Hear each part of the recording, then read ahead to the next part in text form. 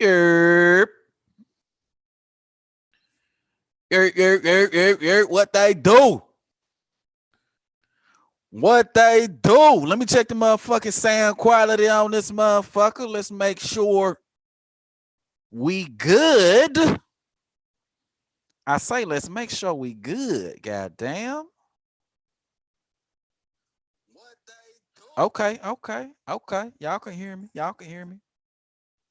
Y'all can hear me. Y'all can hear me. Y'all can hear me. What they do? I say what they do. What they do. Welcome to Talk Your Shit Boxing, episode 7. Episode 7 with your host, King David, on the realest motherfucking boxing channel there is, Box or Die. I say box or die. If you haven't, make sure you subscribe to the channel. Make sure you like the motherfucking video. And let's go ahead and cook, man. Let's go ahead and cook.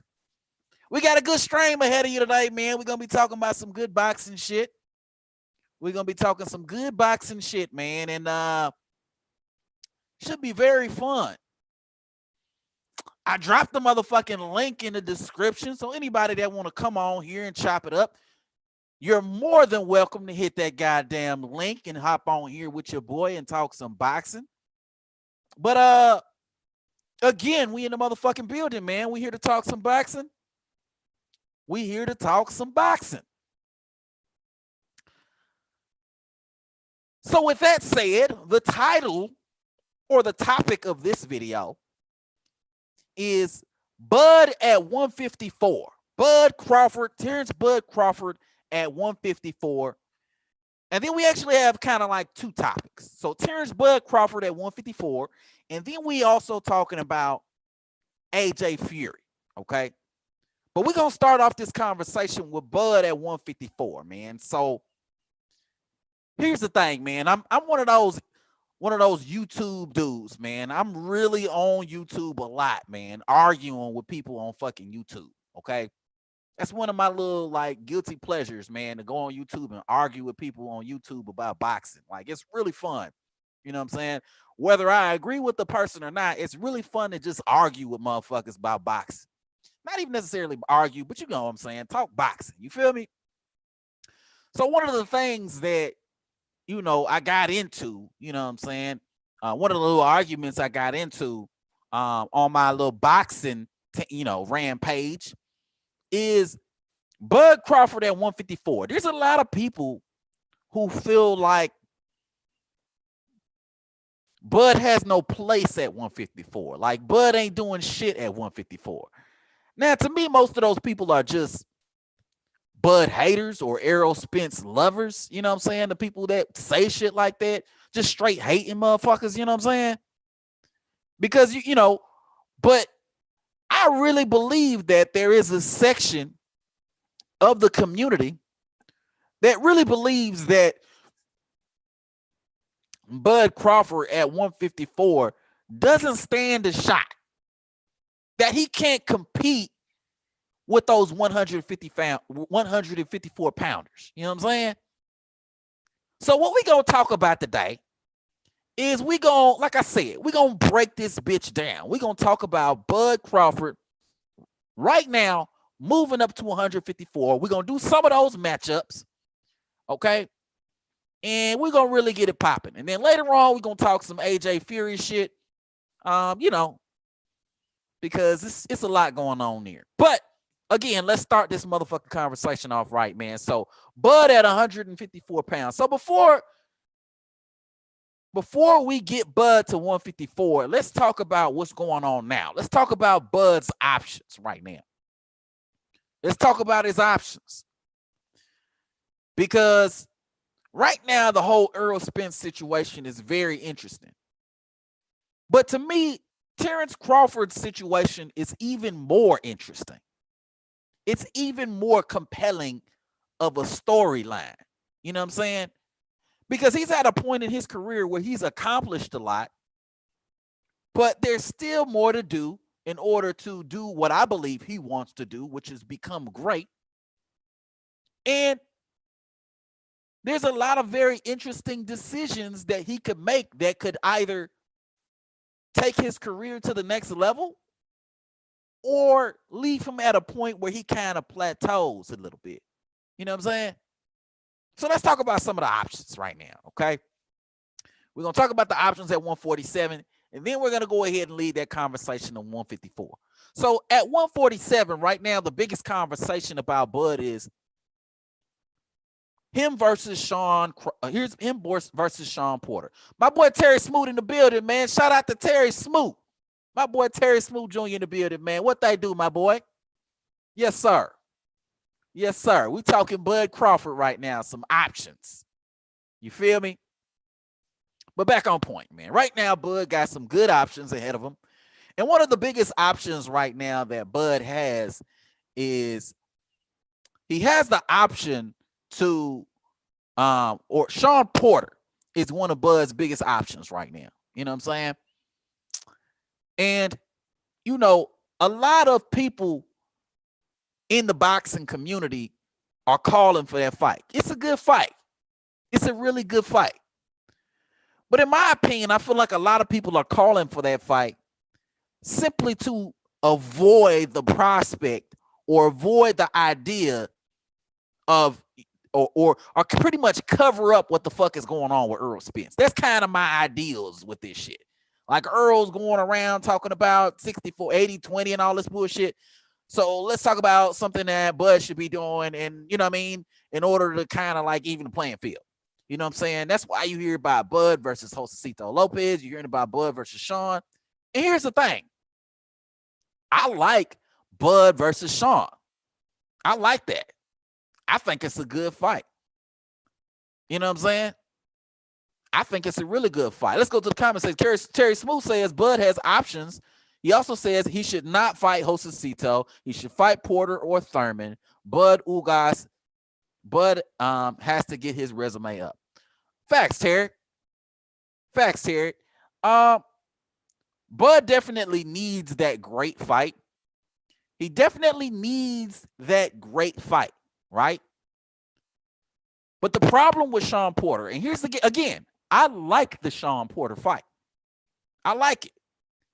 But the problem with the Sean Porter fight is it's still not that great fight that people are going to be looking for him to take. It's still not that. You know what I'm saying? As much as I like a Sean Porter fight, as much as I feel like it's the shit and it's going to be a great fight. And if you don't fucking believe me, go back to my live a few weeks ago where I was talking about the fights that I want ASAP. Bud versus Sean Porter was one of those fights where I talked about how it would just be a really good fucking fight. Just the stylistic matchup would be amazing. You know what I'm saying? That said, it's still not the great fight that we're looking for Bud. It's a good fight. It's a competitive fight. But it ain't a great fight. And my problem with it is if Terrence Crawford beats Sean Porter, he doesn't get the credit that he should get for beating a fighter like that. He's not going to get it. He's just not. As much as people are going to say how good of a fight it is, you, me, everybody, we all know that he's not going to get the credit that he deserves for beating Sean Porter. Why? Sean Porter has 3 losses. Sean Porter has no belt. You know what I'm saying? Every time Sean Porter stepped up, he lost. So for that reason, it's going to be very rough for Bud to get any kind of credit for Sean. What's my example? Why do I say that? Let's look at Kell Brook. Let's look at the Kell Brook situation. Earl beat Kell Brook Earl gets all the respect, all the praise, and all the accolades in the world. Terrence Crawford beats Kell Brook, and Kell Brook all of a sudden is shot. Kell Brook got 2 broken eye sockets. Kell Brook didn't look good. He didn't have the eye of the tiger. All of a sudden, when he fought Bud from when he fought Errol Spence. And this is what I mean. This is why I say I like the fight. But if I'm Terrence Crawford, I'm like, I'm looking in any and every other direction except Sean Porter. You know what I'm saying? I'm looking in any and every direction except Sean Porter. You know what I'm saying? Because not only is it a fight, not only is it a fight where he's not going to get full credit for it, but it's also a very competitive, very risky fight at the same time. Do I feel like Bud's going to lose to Sean? Hell no. But if I'm Terrence Crawford again, is this a risk I'm really looking to take? Or this is a high risk, very low reward kind of fight if you're Terrence Crawford? Because not only are we not talking big money, but we're not talking huge credibility either. We're not talking any belts. We're not talking anything that somebody like a Bud Crawford would find useful in his campaign to be great. And even when Earl beats Sean, because I know he's going to beat Sean, even when Earl beats Sean, there's still going to be people who are going to turn around and say Sean or Terrence Crawford has not fought anybody. There's still going to be those people. You know it. I know it. Everybody knows it. That said, Sean Porter is a viable option as far as the direction that Terrence Crawford should go. In addition to Sean Porter at 147 pounds, we're hearing a lot of rumors about Josecito Lopez actually being an option for Bud Crawford. So here's the thing about Josecito Lopez fight, right? Here's the thing about Josecito Lopez. I don't like the fucking fight. I don't like Terrence Crawford versus Josecito Lopez, okay? I don't like it. Point blank, period. Okay? Unless the fight with Josecito Lopez is at 154 pounds. If Bud Crawford fought Josecito Lopez at 154 pounds, that would be a good fight for me. That would be a good fight. And I believe that Josecito Lopez's last few fights has been at 154 pounds. You know what I mean? My boy Terry Smooth says Terrence Crawford is a Hall of Famer. Facts, Terry. Bud is a Hall, hands down. Absolutely. Hall of Famer no matter what he does at this particular point. No matter what he does at this particular point. You know what I'm saying? At this point in Bud's career, everything he does right now is extra. Is extra. Because he's already cemented his career as a Hall of Famer. Does he still need that great fight? Absolutely. But he has very good fights on his resume. But a great fight will be very helpful. Terry Smooth says he a Hall of Famer regardless. Facts, Terry. He a Hall of Fame regardless. He's a Hall of Famer regardless. But back on point. If Bud Crawford fought Josecito Lopez at 154 pounds, ideally that would be a good look for me because that would be Bud beginning his campaign at 154 pounds. You know what I'm saying? Ideally, that would be a good start to Bud's entry into the 154-pound division. You know what I'm saying? Terrence Mew says, undisputed is enough plus 3 division champ. Absolutely. Absolutely. But here's the thing, Terry. Bud is trying to make that. I think Bud is trying to make that transition into that fourth weight division. So can you imagine Bud Crawford right now going into 154 pounds? Okay, beating some of these super welterweights, beating Jermell Charlo and becoming undisputed at 154 pounds. That would mean more than an undisputed at 147 pounds to me. That would mean more than 147 pounds undisputed. A 154 one would mean much more to me for Terrence Crawford than a 150 or 147 undisputed. It would mean much more to me at 154 pounds because now you're beating guys who are noticeably bigger and stronger than you. God damn, I'm gonna learn how to speak English one goddamn day. Terry Smooth says, can't beat it. Earl needs Bud more than Bud needs Spence. Absolutely. I can't believe I said that shit just now, goddamn. But you're absolutely right, Terry. 100%. You're absolutely right. Right now, Earl needs Bud way more than Bud needs Earl. And I said this before. Earl at this point in his career is trying to do what Terrence has already done. He's trying to do what Terrence has already done. What Terrence has done years ago. And now in his third weight division as a champion. So if Terrence was to go up to 154 and become undisputed in that weight division as well, heads and shoulders above all the competition, hands motherfucking down. Terry says, can't beat it. Earl needs, okay, I read that already. Bud can win at 154 after Jermell goes undisputed. That's what Terry Smooth says. I have Jermell beating Crawford. Well, what we going to do tonight, Terry, we're going to break down that motherfucking fight. We're going to break it down because there's a lot of people who feel like Bud doesn't stand a chance in a fight with Jermell Charlo, and I think otherwise. I happen to be one of those people who think otherwise, Terry. You know what I'm saying? But we're going to break that motherfucker down. I'm going to say that motherfucker for later. We're going to break that motherfucker down. But yes, sir. So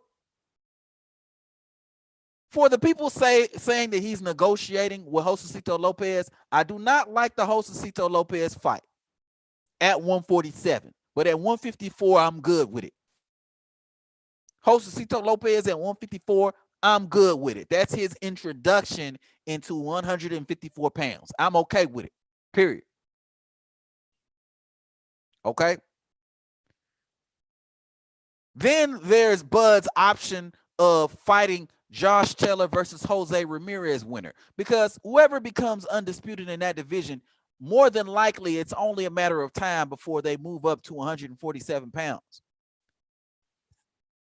And being that they're both with top rank, there's a pretty good chance that Bud is going to get first pick of whoever comes out on top in that particular fight. You know what I'm saying? Terry Smooth says, Bud is too small for Charlo. We're going to talk about it. We're going to talk about it, Terry. We're going to break that bitch down. Trust me.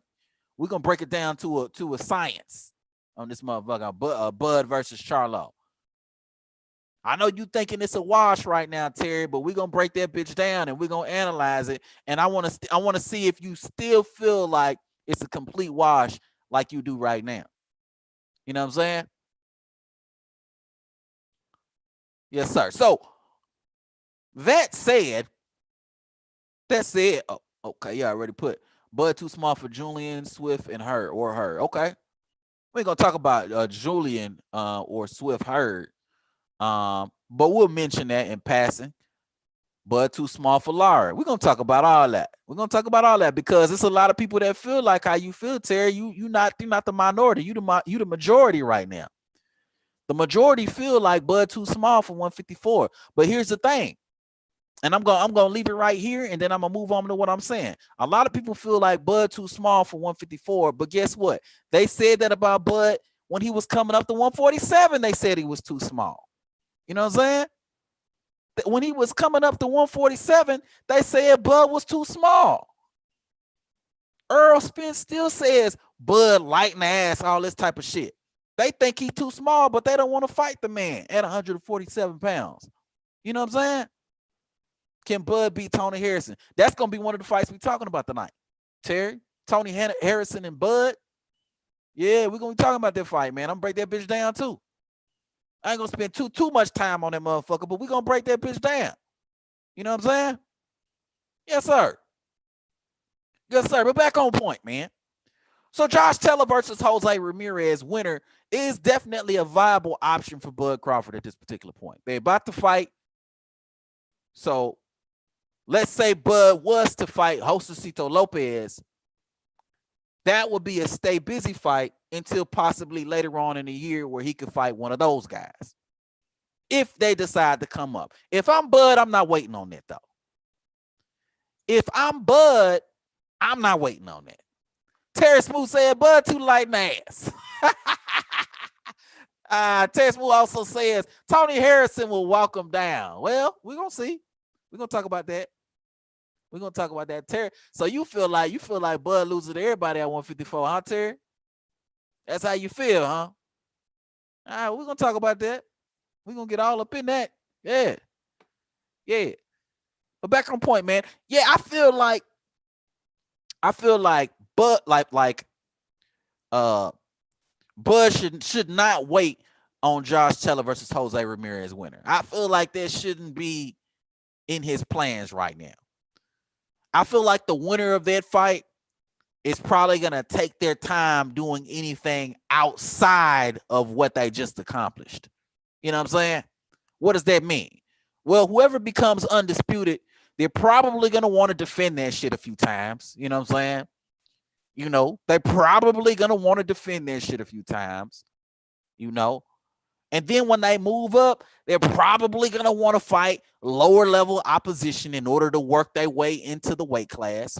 And that makes a whole lot of sense. So we're probably going to be waiting. That's probably about 4 fights or 2 years or so that Bud will be waiting on Josh Taylor versus Jose Ramirez winner.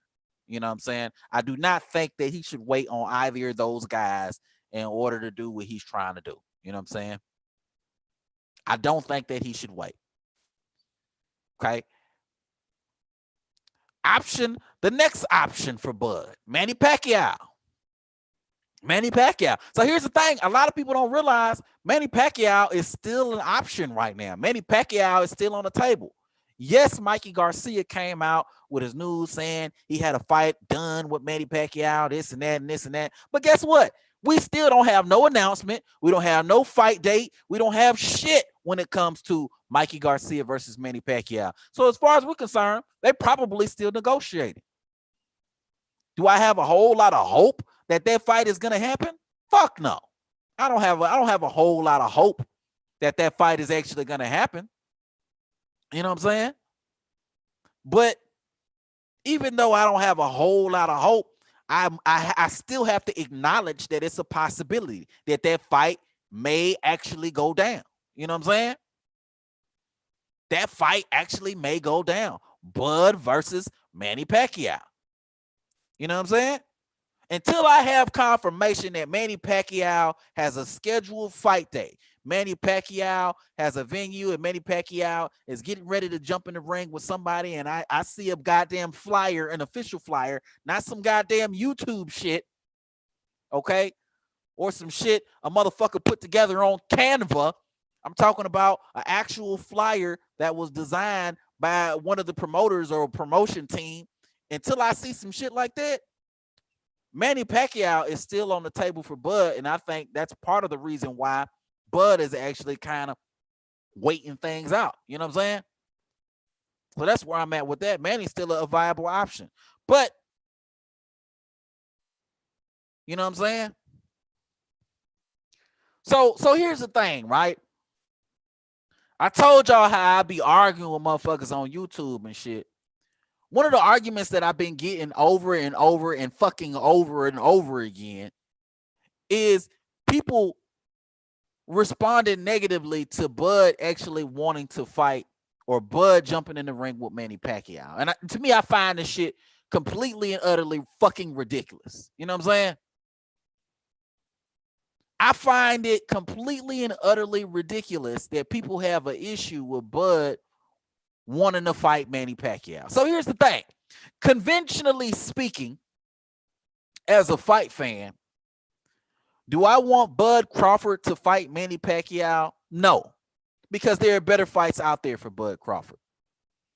There are more competitive fights out there for Bud Crawford than Manny Pacquiao. Okay? But let's not pretend like Manny Pacquiao isn't the same guy that all these motherfuckers were trying to fight. Okay? Bud, Earl, Ugas, fucking Ryan Garcia. The list goes on and on and on with motherfuckers who are trying to jump in the ring with Manny Pacquiao. You know what I'm saying? All these dudes were chasing Manny Pacquiao. Hell, still chasing Manny Pacquiao. You know what I'm saying? They still want Manny Pacquiao. All these dudes. You know what I'm saying? So why is it so crazy for Bud to want to fight Manny Pacquiao? So here's the thing, right? And this argument really takes place with the Earl fans, the fanboys and stuff like that. This is an argument that really takes place with them, where they constantly come up with the argument of, well, Bud's willing to take 80-20 versus Manny, but not willing to take 80-20 or 70-30 or 60-40 with goddamn Earl. And here's the thing. Here's the problem with y'all niggas' argument. Earl is not fucking Manny Pacquiao. Earl is nowhere near Manny Pacquiao when it comes to credibility among the casuals, because that's what we're talking about. He's nowhere near credibility among the casuals, because real boxing fans know that the stiffer competition is Earl. But we're talking about all the shit that you Earl niggas like to talk about. Fan bases and monies and splits and all that bullshit. We talking about that shit. You know what I'm saying? So Manny has a much bigger name and it has a much bigger name. One, offers much more when it comes to credibility among the casuals. I got to make sure I specify that. And three, he brings more money to the table. Manny Pacquiao has been in some of the biggest fucking fights in history. And then four, it's a lower risk fight. It's a lower risk fight. 4 reasons why Bud wouldn't mind taking a step back to fight Manny Pacquiao versus a motherfucking Earl Spence. Let's go over that motherfucker again, but before, let's go to what Terry Smooth says. Terry Smooth Jr. says they got no money. They got no money for Pacquiao, is what Terry Smooth says. Facts. But back to what I just said. Here's why Earl isn't Manny. Manny, more credibility among the casuals, as stiffer competition among the casuals, more money, even with a lower split. Pacquiao offers the better financial reward. 2, 3, less risky. Manny Pacquiao hasn't knocked anyone out and God knows how motherfucking long. Okay? He hasn't knocked anyone out. Number 3. Okay? And number 4, more eyes. The fan base is there. Fighters go after the biggest fights not just because of the money. They go after the biggest fights because it's an opportunity to grow their fan base with the more eyes that are on them, period. So what are the Arab people talking about with this shit? You know what I'm saying? It's really quite crazy.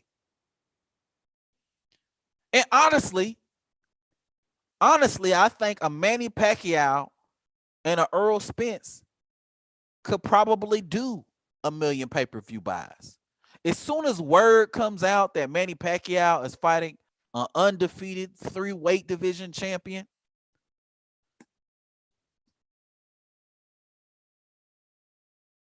I think that pay-per-view will do those kind of numbers. One, because Pacquiao has done way more than 1 million pay-per-view buys in the past. Two, because Manny Pacquiao has, even fighting nobodies like Jeff Horn, can still generate 5 to maybe 600,000 pay-per-view buys. So with that logic alone, it's safe to assume that Manny Pacquiao and Terrence Crawford will do probably at least 800, 900,000 pay-per-view buys. But an Earl and a Terrence fight does nowhere near those numbers. An Earl and a Terrence fight maybe does 400,000 pay-per-view buys, because none of them have ever cracked 300. None of them have ever cracked 400,000 pay-per-view buys. None of them have ever done that before in the past. So for them to do 400 or even 500,000 pay-per-view buys is a big step for both fighters. But it would be unrealistically ambitious for anybody to think that Bud versus Earl would do anywhere close to 1 million pay-per-view buys. It's just not realistic. You know what I'm saying? So that's where I'm at with that. But let's continue to cook. Let's continue to cook. Now, here's the thing. We're talking a little bit about Earl. But the thing about it is Earl is still an option for Terrence Crawford at this particular point. You know what I'm saying? I mean, I said he was an option. I meant to say he's not an option at this particular point, and it's really sad. It's really sad that Earl is not really an option for Terrence Crawford. It's really sad that the idea of an Earl and Bud fight is so far removed from the minds of most boxing fans. You know what I'm saying? It's really, really, really sad. Real sad. So here's the thing.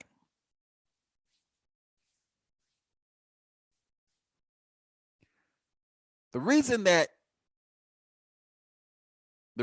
that Earl is not an option simply is because he's just not serious about the fucking fight.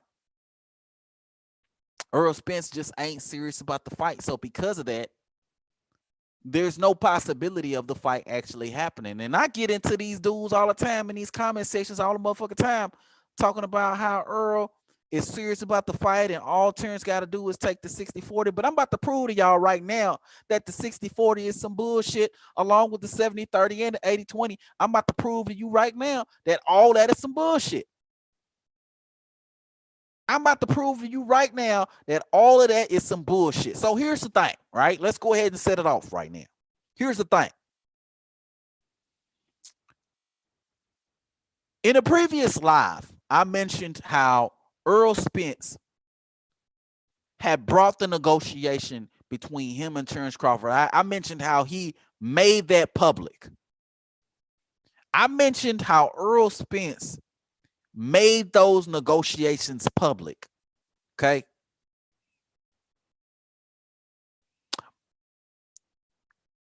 But the reality of the situation in my mind is that anyone who's serious about getting a deal done, they're not going to make negotiations public. They're not going to bring the world into the negotiation room. Okay. They're not going to do that. It's not how shit gets done, and it doesn't make fucking sense. Okay. But when I said that, all the Earl people jumped on my case. Nah. The 60-40 was real. The 60-40 was real. 60-40 was a real offer, and then after that, you know, he just got upset, and then he brought up the 70-30 and all that. But 60-40 was real. 60-40 was real. Oh, okay, 60-40 was real, right? 60-40 was real, right? Y'all say 60-40 was real. So 60-40 is real, and we can take Earl's offer publicly seriously, then why isn't 70-30, 80-20, why aren't those real? Why aren't we taking those as real offers? Because those are also public offers. Those are also public offers. 60-20, 60-40, 70-30, 80-20. Those are all offers that Earl made publicly. But you guys are saying that 60-40 is a real offer, but he also made 80-20 and 70-30 all publicly as well. So is Earl serious about though? Is he serious about the 60? If he's serious about the 60-40, if you're saying he's serious about the 60-40, okay, if that's what you're saying, if you're saying he's serious about the 60-40, then it's only right that he be serious about the 70-30 and the 80-20. And then if you say, well, he's not serious about the 80-20 or the 70-30, if you're saying he's not serious about that, how do we know that he's serious about the 60-40? How do we know he's serious about that? So either he's serious or he's not serious. Which one is it?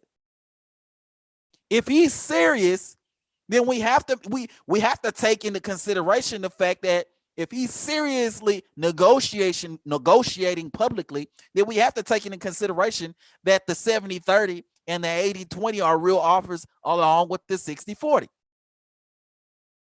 We have to take that into consideration because those public negotiations are real. But if you're saying he was joking about the 80-20, if you're saying he was joking about the 70-30, then how do we know he's not joking about the 60-40?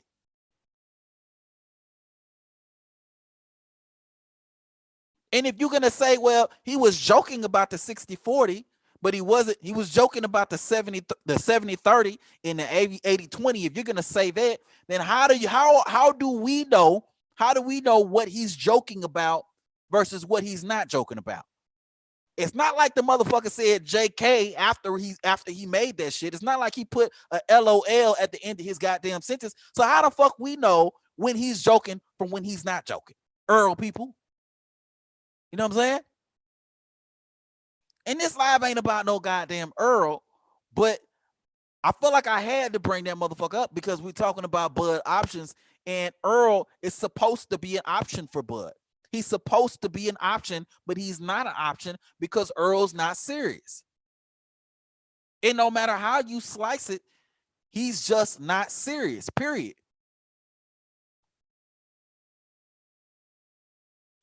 Either he's publicly joking or he's publicly serious. But in either case, he can't be taken seriously. In either case, no respectable adult would take this dude seriously in either case. Either you publicly trying to negotiate or you publicly not trying to negotiate and you fooling around. But either way, you're not to be taken seriously. Either way, you're not to be taken seriously. Period. You know what I'm saying?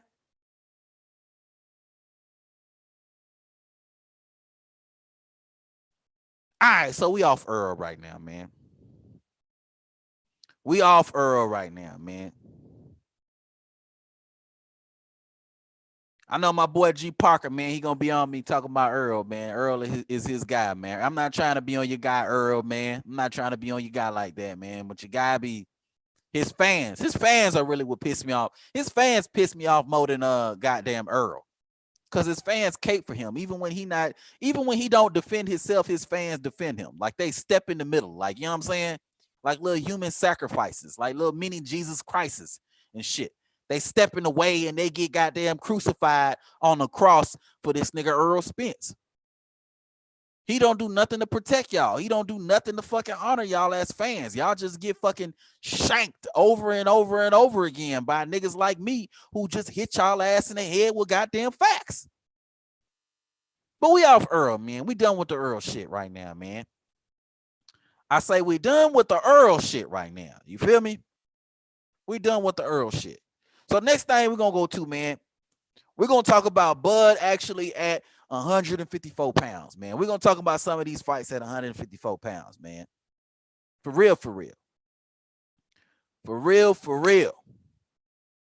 For real, for real. One more point I want to make, actually. Goddamn. Sorry. I know I said enough for the Earl shit, but I got one more point. So here's another thing that motherfuckers ain't talking about, right? With the whole Earl shit, right? Here's another thing that motherfuckers ain't talking about. Explain to me why Anthony Joshua, the biggest motherfucking boxer in the sport right now, the biggest motherfucking boxer in the sport right now, Anthony Joshua, AJ.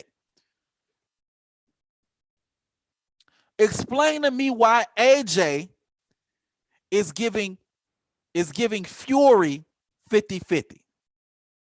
But Earl can't give 50-50 to goddamn Terrence Crawford. Explain to me why that exists. Explain to me why somebody as big as AJ, with as much star power, with the amount of big fights on his resume, with 3 out of the 4 belts, 3 out of the 4 belts, Wembley Stadium, thousands of fans. Explain to me. Terry Smooth says AJ is not the biggest name in the sport. Stop it. AJ is not the biggest name. Okay, well, if AJ is not the biggest name, even if you want to say AJ is not the biggest name, even if you want to say AJ is not the biggest name, he's a bigger name than Earl Spence. He's a bigger name than Earl Spence. Say I'm wrong, Terry. Even if you want to say that AJ is not the biggest name in the sport of boxing, he's still a bigger name than Earl Spence. Am I still lying, Terry? You over here putting, now you lying. Am I still lying, Terry?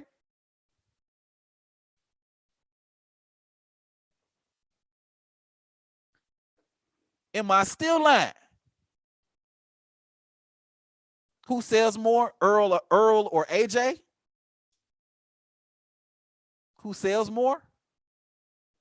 AJ sells more than Earl. AJ sell way more than Earl.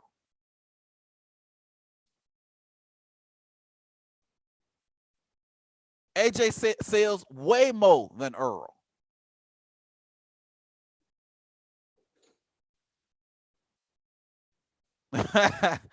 Terry Smooth, over you trolling, my boy?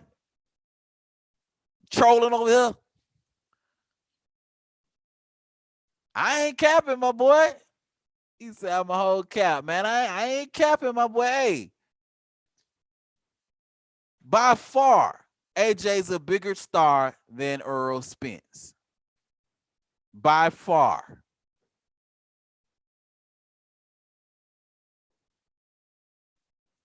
Spence sells more than AJ. I need to see the paperwork on that, Terry. I need to see the paperwork on that one.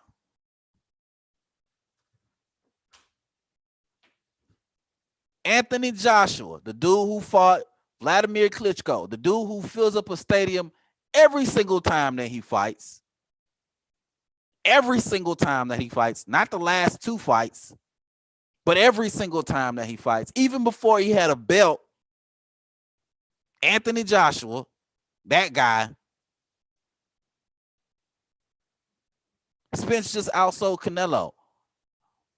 Well, first of all, here's the thing, Terry. Here's the thing, right? Are we talking about globally or are we talking about in the US? Because if we're talking about in the US, Spence may do better numbers in the US than AJ. He may do better numbers in the US if we're talking about the US. But if we're talking about global numbers, AJ does far more numbers than Earl Spence. Far more. Far more numbers.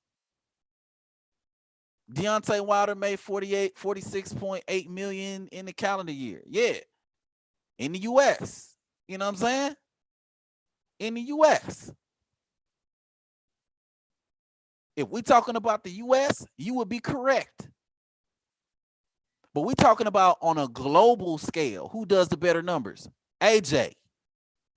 AJ does the better numbers in the US.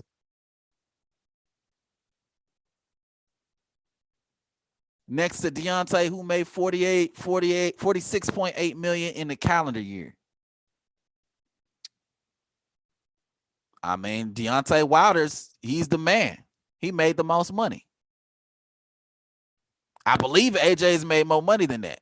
That's great money. It is great money. Hell yeah, I'll take one of those goddamn millions, goddamn. I'll take one of them motherfuckers. You know what I'm saying? I only need a whole 46.8. Just give me one, goddamn. Aside from the point, though, AJ's the bigger star in boxing than Earl. Okay, that's the point that I'm trying to make.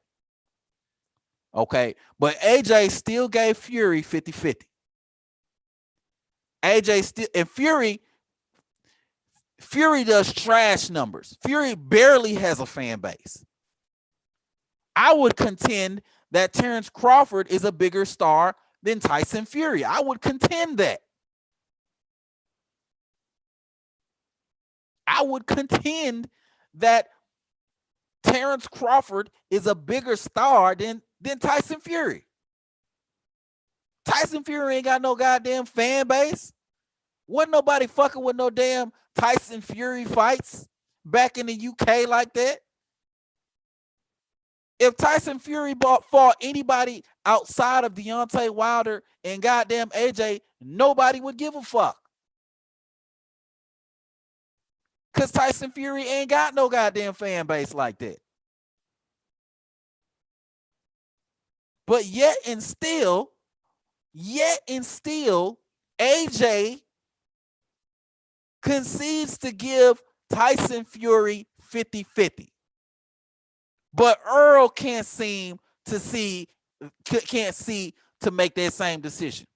Terrence Muse says, remember Deontay fought Luis Ortiz and Fury in the same calendar year. Yeah, he did. Wilder was balling out. You know what I'm saying? I still feel like probably AJ made more money that year. He fought I don't remember who he fought that year. Man, I ain't even gonna try, goddamn. But AJ is the man over in the UK right now. Globally, he's the bigger guy than Earl. Then fought Brazil, then fought Fury in the next calendar year with Luis Ortiz tune-up fight. Yeah. Wilder's the man. Ain't nobody fucking with Wilder. Wilder's the man. Ain't nobody fucking with Wilder. You know what I'm saying? But my point, though. You get my point, though, Terry. You know what I'm saying? You get my point, though. Anthony Joshua is okay with giving Tyson Fury 50-50, but for some reason, Earl Spence can't give Terrence Crawford 50-50. AJ can give Fury 50-50, but for some reason, Earl Spence can't give Bud 50-50. You tell me how that works.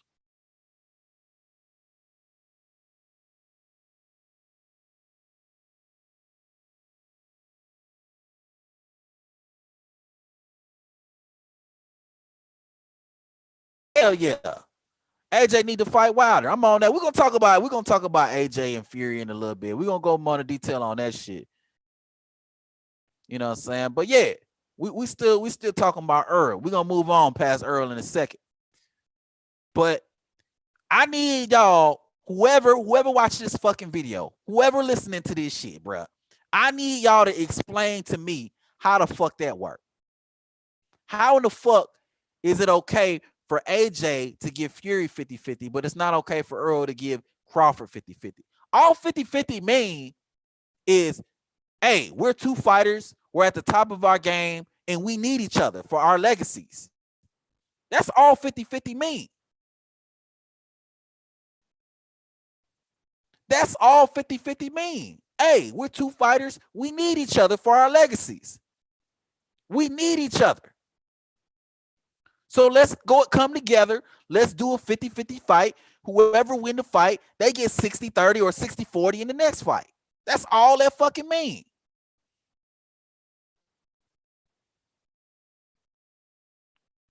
Terry Smooth says, if Spence gives Bud 60-40, is that Bud's biggest payday? No, it really ain't. And if it is, it's not by much. Terrence Moore also says if Bud agrees to 60-40 and it's okay, that's the same thing you wrote that twice. Okay. Nah, it really ain't, bro. I done broke that down already before. Terrence Moore says, should you agree on your biggest payday? Depends. It depends. It depends. You know what I'm saying? Because if it's your biggest payday, but it's your biggest payday by not by much, when it's potentially a fight that could do really good numbers, why take that fight? Why not just fight somebody else and then let that fight marinate until dude's ready to give you what you need to get in order to get paid how you supposed to get paid? You know what I'm saying? I don't know why these little welterweight niggas don't understand that. Hey, man, I need you. Like, AJ realized, look, man, I need Fury for my career. So let me get this nigga 50-50. So we can get the fight, so we can make the fight happen. So we can make this legacy fight take place. You know what I'm saying? But on to some other shit, man. I just wanted to make that motherfucking fight, that motherfucking point clear. So we talking about Bud right now going up to 154 pounds. So Bud at 154, man. And here's the thing. People like my boy Terry, you feel like Bud ain't gonna do nothing at 154 pounds. I feel differently, Terry. I feel differently. Terry Smooth says it may be 60-40 with incentives. Maybe. I mean, that ain't what Earl said. He didn't say 60-40 with incentives. He said 60-40, 70-30, or whatever we give you. You know what I'm saying?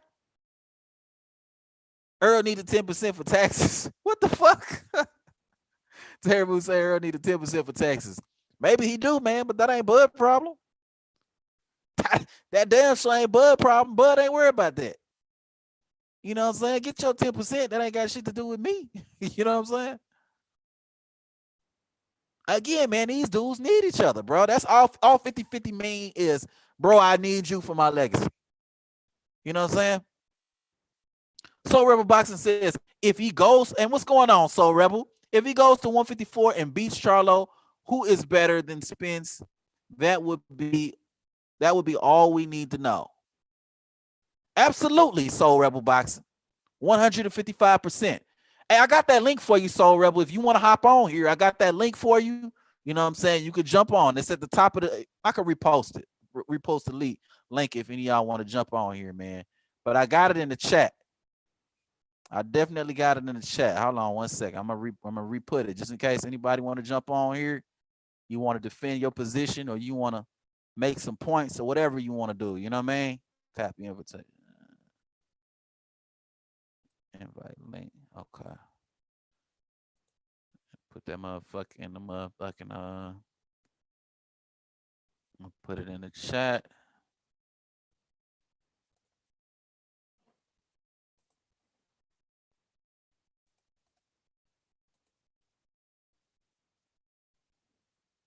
Boom. There go the link. Drop that again for y'all. Anybody that want to jump on here. I go for you too, Terry. Bud loses to Lubin, Harrison, Julian Williams, Swift, Hurd, and Lara. Okay, let's talk about it then. Since that's how you feel, let's break this motherfucker down then. So, Terry Smoke, let's break this bitch down. Let's break this bitch down. All right. All right. So here's the thing, right? In general, with Bud at 154 pounds, right? In general, with Bud at 154 pounds, right? I acknowledge the fact that Bud is coming up really from 135 pounds all the way up to 154 pounds. I acknowledge that. It's facts. Okay? It's facts. And I also acknowledge that there's a possibility that Bud Crawford can be knocked the fuck out in all of these fights. There's a possibility that all these dudes we about to talk about can knock Bud the fuck out. There's a possibility with it. Terry Smooth, you trolling now. Terry Smooth says Bud don't beat Danny at 154. Terry, you trolling now. Now I know for a fact you're trolling. If I wasn't sure, now I know for a fact you're 100% trolling. I know that. I know that. I know that for a fact now. You know what I'm saying? But yeah, sir, back on point. Back to what I'm saying. Terry Smooth over here distracting your boy. But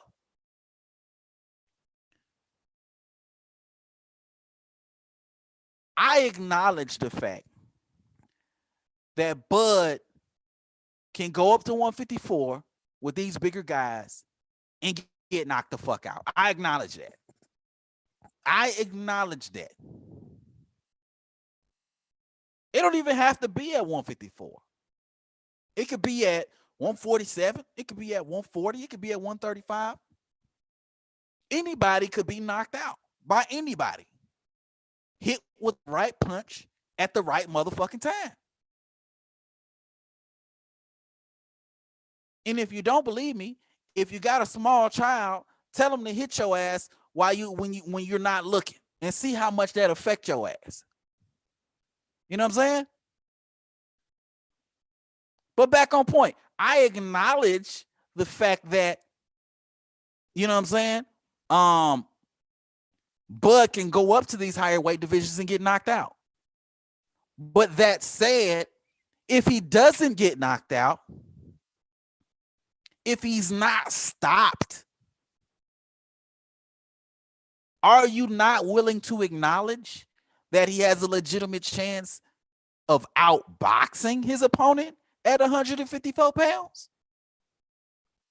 Are you not willing to acknowledge that Bud Crawford has the necessary boxing skills to be able to outbox some of these opponents at 154 pounds?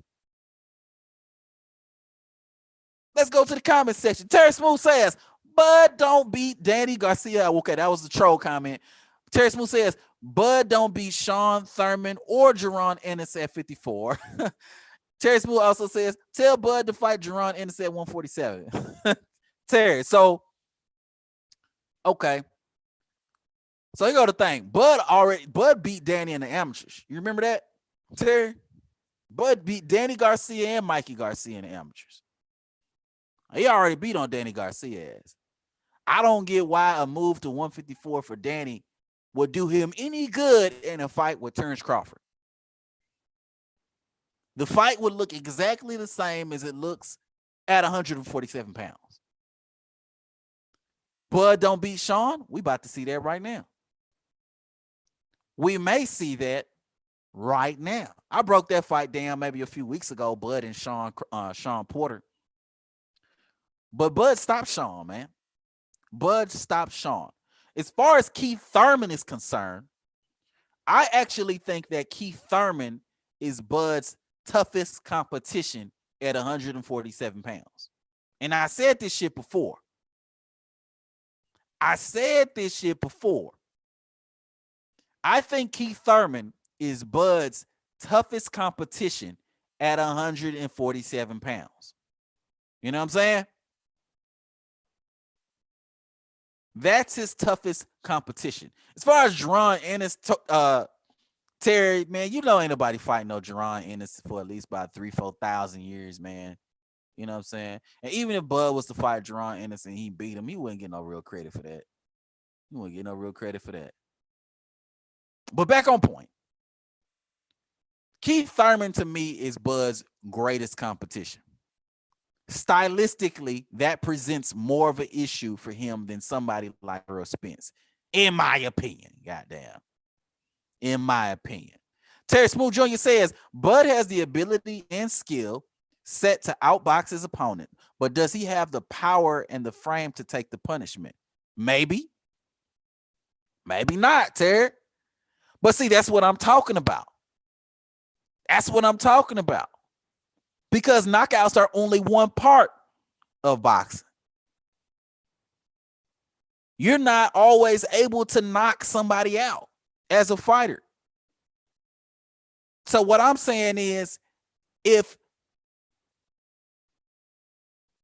Jermell Charlo, if Tony Harrison, if Brian Castano, if Jared Hurd, if these dudes can't knock Bud out and the fight goes 12 rounds, are you telling me that Bud has no shot of winning a 12-round unanimous decision? Is that what you're telling me? Because I need to know, goddamn. I need to know. Terry Smooth says Keith Thurman beat Terrence in the Nationals. Yeah, I remember you saying that before. That he beat him in the Nationals. But I didn't even need to know that to know, just looking at Keith Thurman, looking at his style, looking at how unorthodox it is, how he throws a lot of punches, how he has a lot of power. He carries a lot of power in both hands, how he moves laterally very well. I can see that being an issue for Terrence Crawford. I can see Terrence Crawford getting hit up and getting clipped in exchanges with Keith Thurman. I can see that being a very difficult fight for Terrence Crawford. The most difficult fight for him at 147 pounds. Much more difficult than Errol Spence. Much more, in my opinion. Terry Smooth says, didn't Danny also beat Bud in the amateurs? No, vice versa, Terry. Don't put that. Actually, no, you're right. You're right. He did. I think Danny got like 1, and I think Terrence got like 2. I think it was like 2-1. But if Terrence tell the story, I think he feel like he was robbed versus Danny. You know what I'm saying? Terrence Smooth says, Keith Thurman also beat Terrence Crawford, and also Ray Robinson beat Terrence as well. Well, you know, amateurs are the amateurs, though. You know what I'm saying? That's a whole different like type of fight. You know what I'm saying? So you can get a win in the amateurs and then get your ass knocked the fuck out in the pros. You know what I'm saying? So we can't put a whole lot of weight into that. But on the most fundamental level, as far as the style matchups are concerned, they do hold some weight. You know what I'm saying? Keith being a little difficult for Terrence to try to figure out. Keith being a little tough for Terrence to try to, like, you know what I'm saying, get off against and things like that. But on to some shit, man. Let's talk about this shit, man. So we're going to break down a few fights, man. The first fight I want to break down, man, is Terrence Crawford versus Brian Castano. Brian Castano is the WBO champ.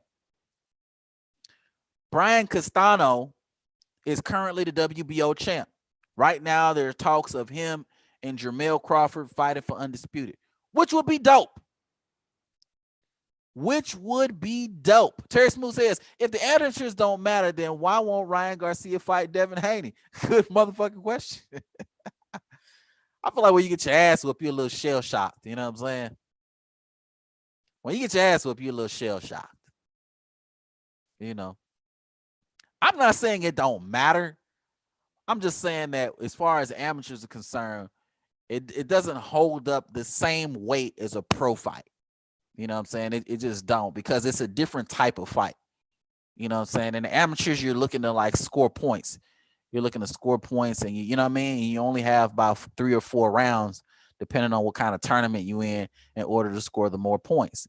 You know what I'm saying? So the amount of strategy that goes into an amateur fight is just not the same. You're strategizing very differently. You know what I'm saying? You starting off very fast in an amateur fight versus in a pro fight. You may want to pace yourself a little bit more. You know what I mean? My boy G Park in the building, H-Town in the building. What's good, my G?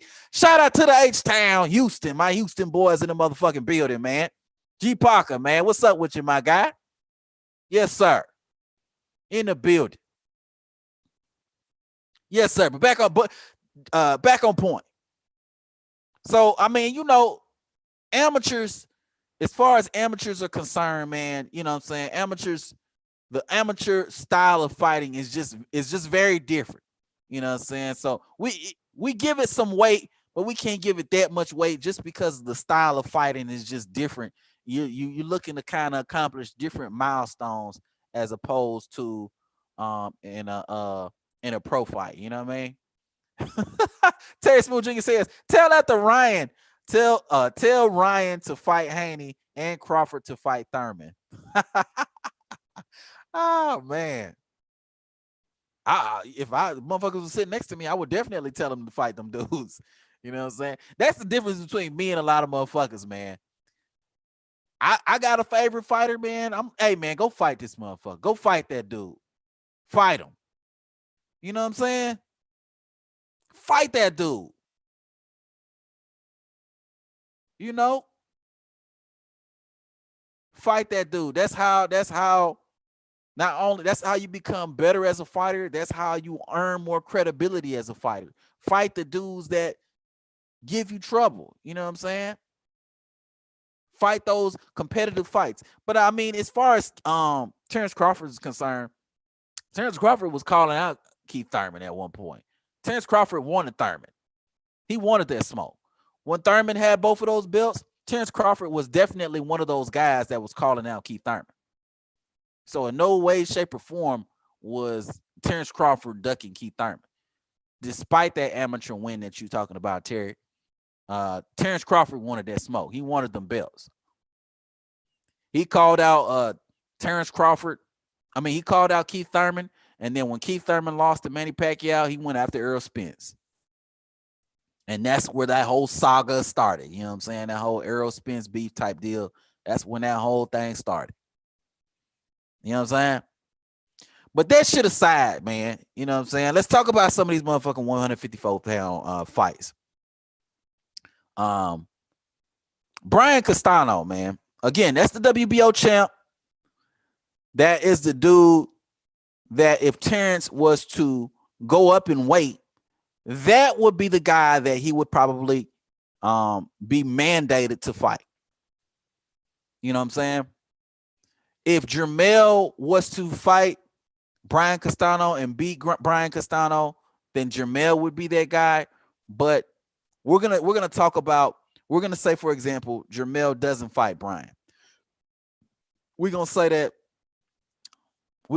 Terrence goes up and Brian is still the WBO champ, like right now.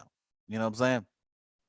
So if Brian was to get in there with Terrence Crawford, man, there's a few things I noticed about Brian that Terrence would be able to take advantage of. There's a few things. Soul Rebel Boxing says, I'm ready when you are. Yes, sir. You need me to drop that? Let me drop that link again for you. Hold on, I got that for you. Soul Rebel Boxing.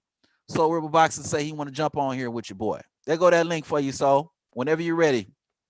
Whenever you're ready. And G Parker, if you're in the building, my boy, if you want to jump on here, you can jump on here too, man. You can jump on here too. Equal opportunity around here. You know what I'm saying? Equal opportunity around here. But yes, sir. Back on point. So if Bud was to fight Brian Castano,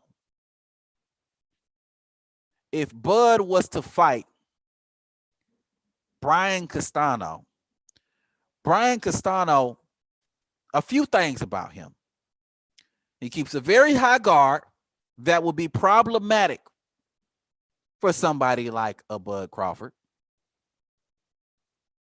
It would be problematic. Hold on, let me let you in. I see you. So hold on, let me let you in.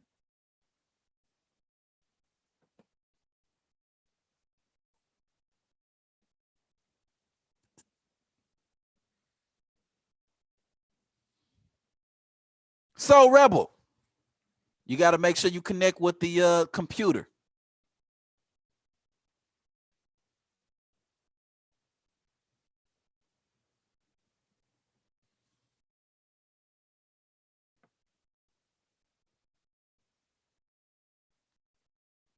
Anyway, let me keep cooking while Soul Rebel get it together over there. While Soul's getting it together, let me keep cooking. So Brian Castano keeps a very high guard, okay, which would be very problematic for somebody fighting somebody like a Bud Crawford. Bud Crawford has the longer arms. Brian Castano doesn't cut the ring very well.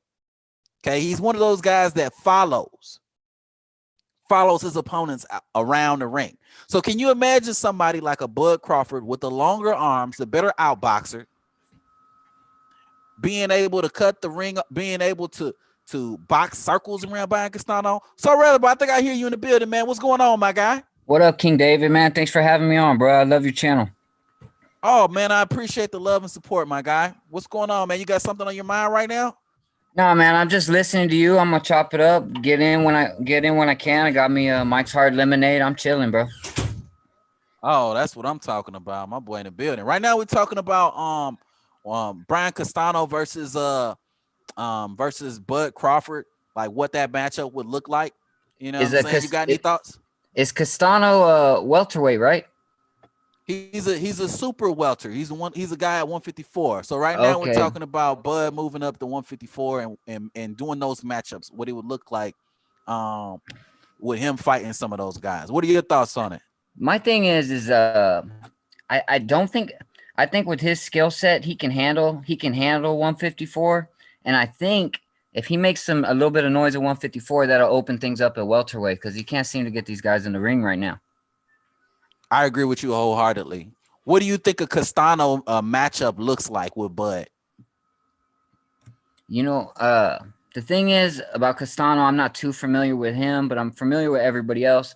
I think I've seen a Castano fight, and to me, man, he brings the fire. So what we're all waiting to see is if we're all waiting to see Crawford in a match that goes 12 rounds with a guy who can test him. We want to see different elements of Crawford, and we just haven't got to see that yet because he's better than everybody so far.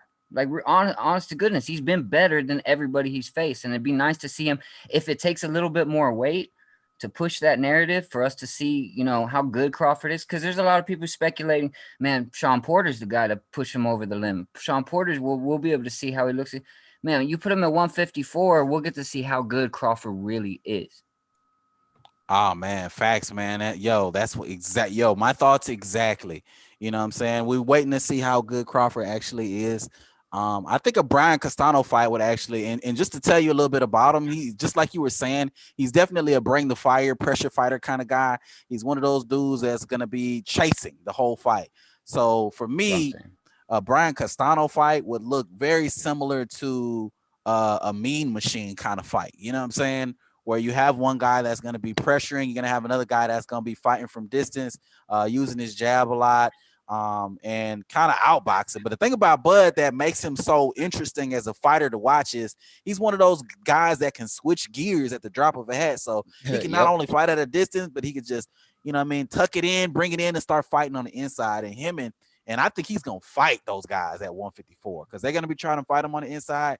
And, you know, Bud doesn't run away from them kind of fights. So I just see that being a really good fight, him and Castano at 154. And to me, it would mean more for him to go up and weight and fight Castano at 154 and get that WBO than it would right now to like fight Sean Porter. Even though a Sean Porter fight would be good, that would be ideal in my eyes. What do you think about that? Absolutely, man. Absolutely. And like, I like the comparison to Mean Machine, because the thing about it is, no, Mean Machine was not a mainstream name, but he was a good fighter. I mean, you got guys giving Sean Porter, Earl Spence, Keith Thurman, you got guys pushing top three dudes to the limit.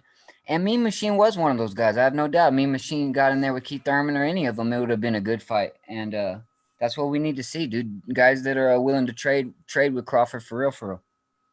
Oh yeah, you would see that 100% with my guy Brian Castano, man. I got a chance to see some of his fights. He just beat Patrick Testera, and he really dogged the shit out of Patrick Testera.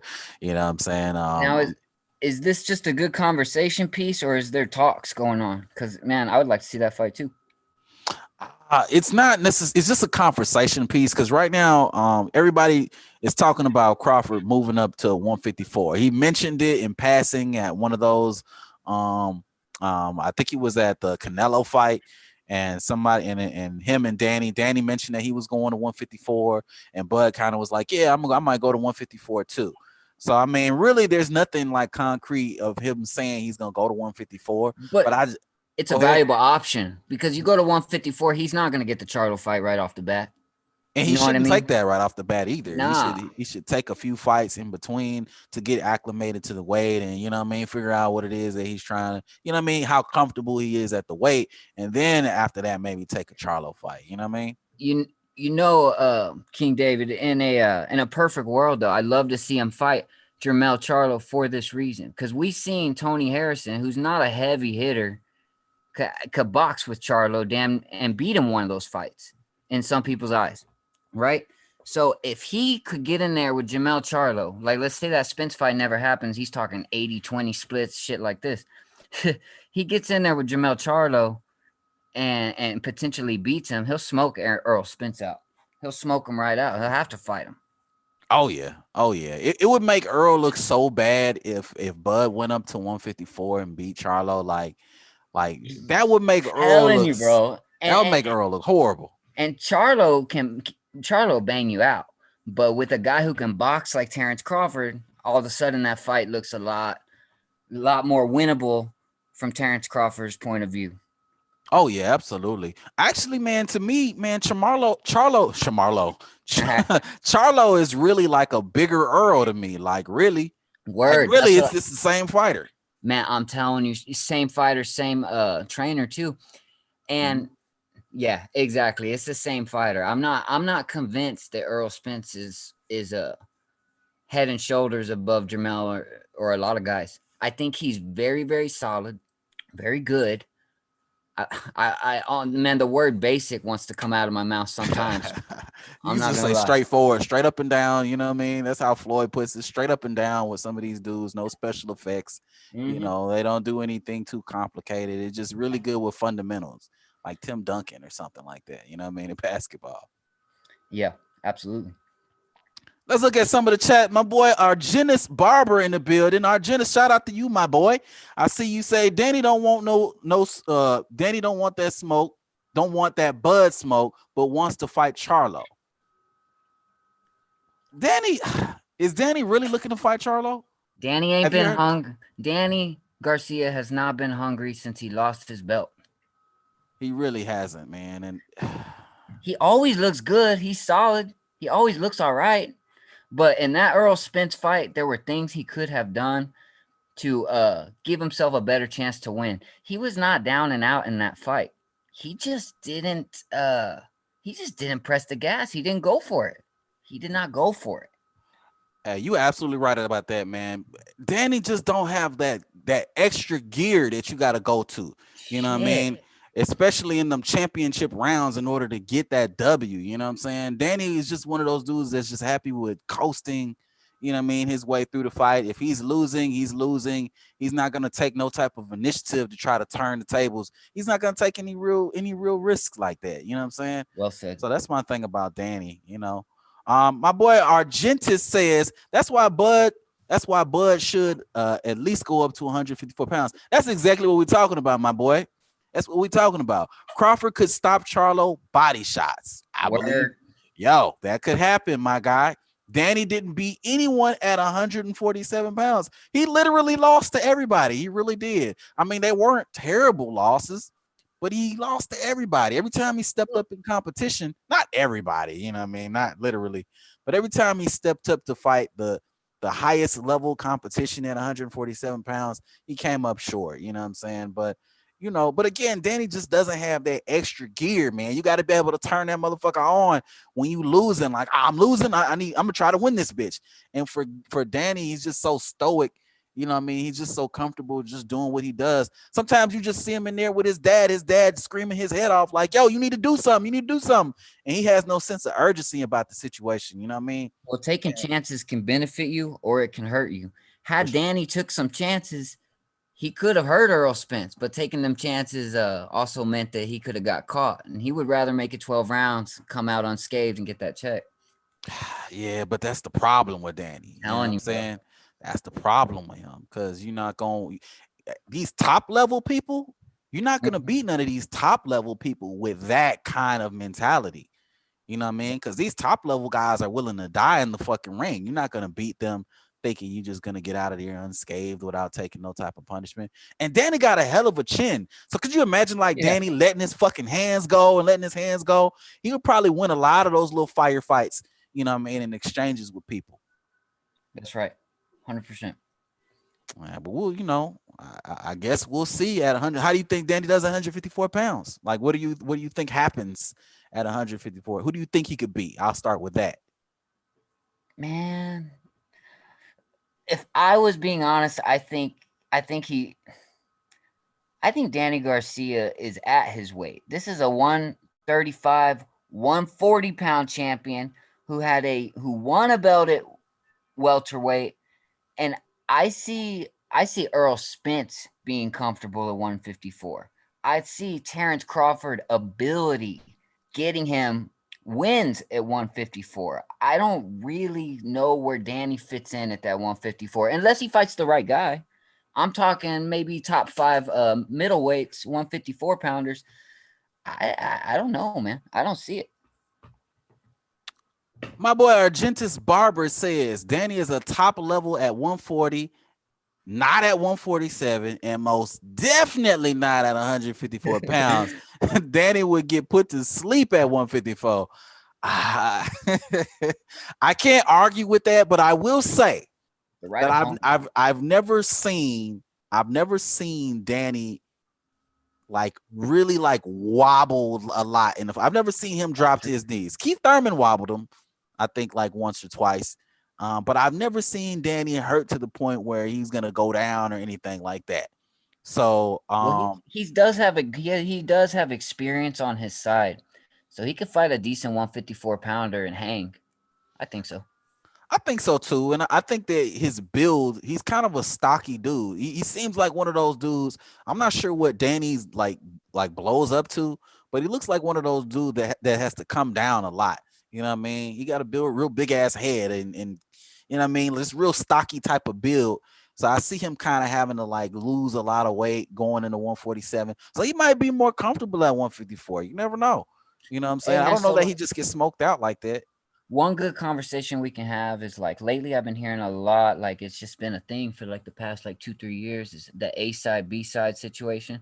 I want to make something clear on this channel for the listeners is a side fighter is that of it depends on the revenue you bring in. So a Pacquiao, a Mayweather, a Oscar De La Hoya, these are A side fighters.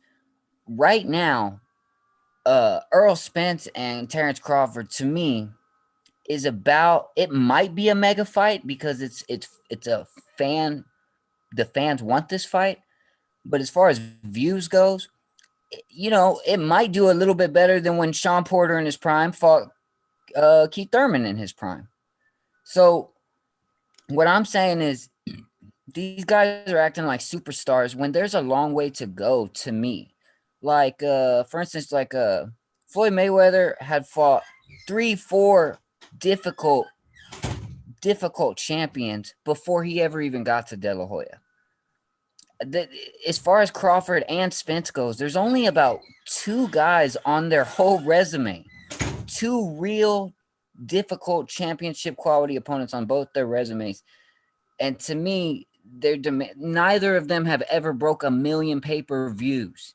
And you're going to 80-20 somebody. Like, that just drives me nuts, and it's killing the sport of boxing. I couldn't agree with you more, man. I couldn't agree with you more. Like, you know, these dudes really feel like, you know, they're Floyd Mayweather and they're Manny Pacquiao. And I was talking about that a little earlier on the show, how like one, because I argue in the comment section all the time on YouTube, man, and one of the arguments that always comes up is, oh, so Bud is willing to take 80-20 versus Pacquiao, but he can't take 60-40 versus Earl. Yes, you know what I'm saying? Like, what the fuck are you talking about? Like, Earl Spence, you can't even mention Manny Pacquiao in the same breath as Earl Spence. Like, as far as marketability, as far as fan base, as far as money, as far as accolades, you know what I'm saying? Like, us as boxing fans, like, we know Earl's the tougher fight, hands down. We know that. But at the end of the day, the casuals are the people who are paying for the fucking pay-per-views. And if they see a Manny Pacquiao pay-per-view up against a Earl Spence pay-per-view, guess which one they're gonna be buying? The Manny Pacquiao pay-per-view. You know what I'm saying? And they're gonna recognize that name, and Terrence is gonna get more credit for beating somebody like a Manny Pacquiao than he would be for beating somebody like a Earl Spence. It's just an overall better deal for Bud Crawford, thus making him willing to kind of take, you know what I mean, a lesser split. You know what I'm saying? doubt. It's even a less risk. Like, Manny Pacquiao's not as risky of an opponent as a Earl Spence. You know what I'm saying? So it's like it's a win-win-win-win all across the board. And I did another video talking about that, man. How these dudes feel like You were talking about duck language, and I really appreciate that because you got too many fans out here, and it's respect to all the fans. It's all good, but you got too many fans out here giving passes on things that, look, I'm a fan of boxing, and I do have fighters that I like, but I'm a fan of boxing before I'm a fan of the fighter. For instance, like, I hate to use him as a comparison again, but it's a good comparison. Floyd Mayweather versus Robert Guerrero sold more. I'm pretty sure. I don't quote me on this, but sold more pay-per-views than Mikey Garcia versus Earl Spence. Earl Spence and Mikey Garcia, both big name fighters, and that was his biggest sell. They still had to help sell out Dallas Stadium, but that was his biggest selling point, was Mikey Garcia, Earl Spence, and even that didn't sell as well as Mayweather versus Guerrero. And Mikey helped Earl Spence in those views. So in my opinion, I don't see this drastic separation that Earl's such this big time guy. I just don't see it. Like, we talk about Earl Spence and Terrence Crawford as if Earl Spence is Canelo Alvarez, and he's not at all. No, like, not even a little bit. No, not even a little bit. Pulling a wool over our eyes, man. Yeah, man, it's crazy out there. My boy, Argentis Barber says, what big puncher did Danny fight? Matisse. That's a good point. Oh, Matisse was a big puncher at 140 pounds. Yes, he was. Argentis Barber also says Spence is not an A side. 300,000 pay-per-view buys does not make you a star. I think Crawford versus Spence could do over 500,000. That's a realistic number. I hear some people say 1 million, and I'm like, fuck out of here. It ain't doing no million pay-per-view buys. And me and you're on the same point. Exactly. I'm not sure that's a mega fight. It's a good fight, but good fights should happen. It doesn't mean it's a mega fight. It's barely pay-per-view worthy. That's the thing. You know what I'm saying? Like, okay, you can put it on pay-per-view. It's a pay-per-view fight. Cool. People will pay to see that. But it ain't no pay-per-view blockbuster. You know what I'm saying? Like, if you go to Terrence Crawford page, like his Instagram, he has like less than 20,000 followers on Instagram. It's like, really? Like, and then you go to dudes like Logan Paul has like 21 million subscribers on YouTube. Like, you know what I mean? Like, these dudes still need to be working on their brand, you know? And that's you fight big fights to do that. That's why I brought it up earlier, and it's just a perspective thing. Just remember, Manny Pacquiao had the luxury, I wouldn't say the luxury, but Manny Pacquiao fought Eric Morales, Marquez, and that babyface assassin. I always forget his name. Those three top Mexican legends. He fought them before he was even considered a superstar. Talking about Barrera, Antonio Barrera. That's right. And Floyd had to go to Castillo, Corrales, Judah. Whether you like it or not, these were tests. These were fan-friendly fights. These gave us a gauge of who these guys are.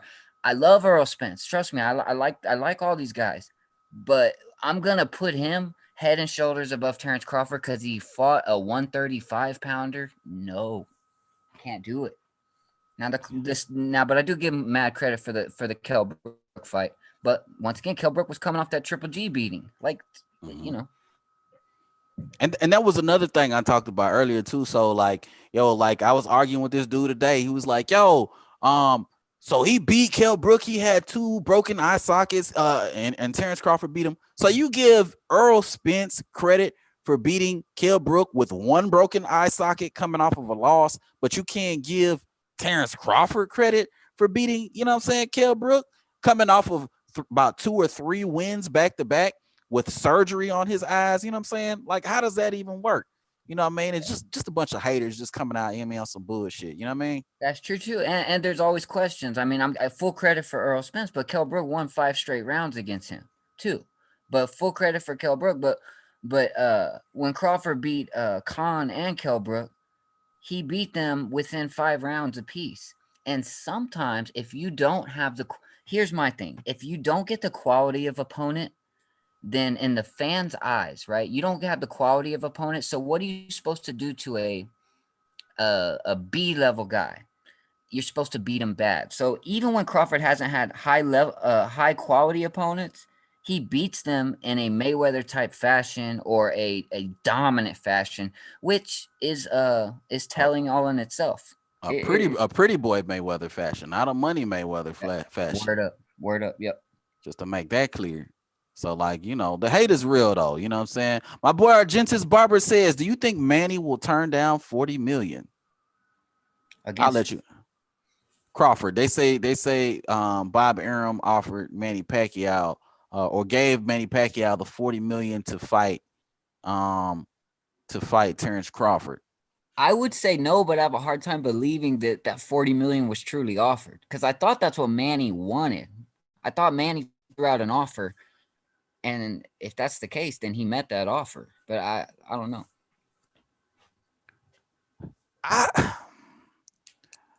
There's rumors saying that he did, like he is gonna turn down that 40 million. I still, you know, we'll see, you know, what the case is. But for me, like, even with that 40 million, I think a Manny Pacquiao fight can be about a $50-55 million fight. You know what I'm saying? So they can still afford to pay Terrence and Manny, you know what I'm saying, off of Manny. I think that could do about a million pay-per-view buys, Manny versus for sure. versus Crawford. Argentis Barber says Floyd versus Guerrero sold 1 million. Yeah. I think it was like 900,000. Yeah, it might have been a hair under, but that's still nuts. Yeah. Yeah. Guerrero wasn't gonna win that. And nobody knew Robert Guerrero. So that just goes to show you that's what a real pay-per-view star looks like. You know what I'm saying? When you can go in there with any fucking body and sell pretty much 1 million views. No disrespect to Robert Guerrero, but you get what I'm coming from, right? So you can just go in there with anybody and you can sell pay-per-views. I just like the way you put that right there.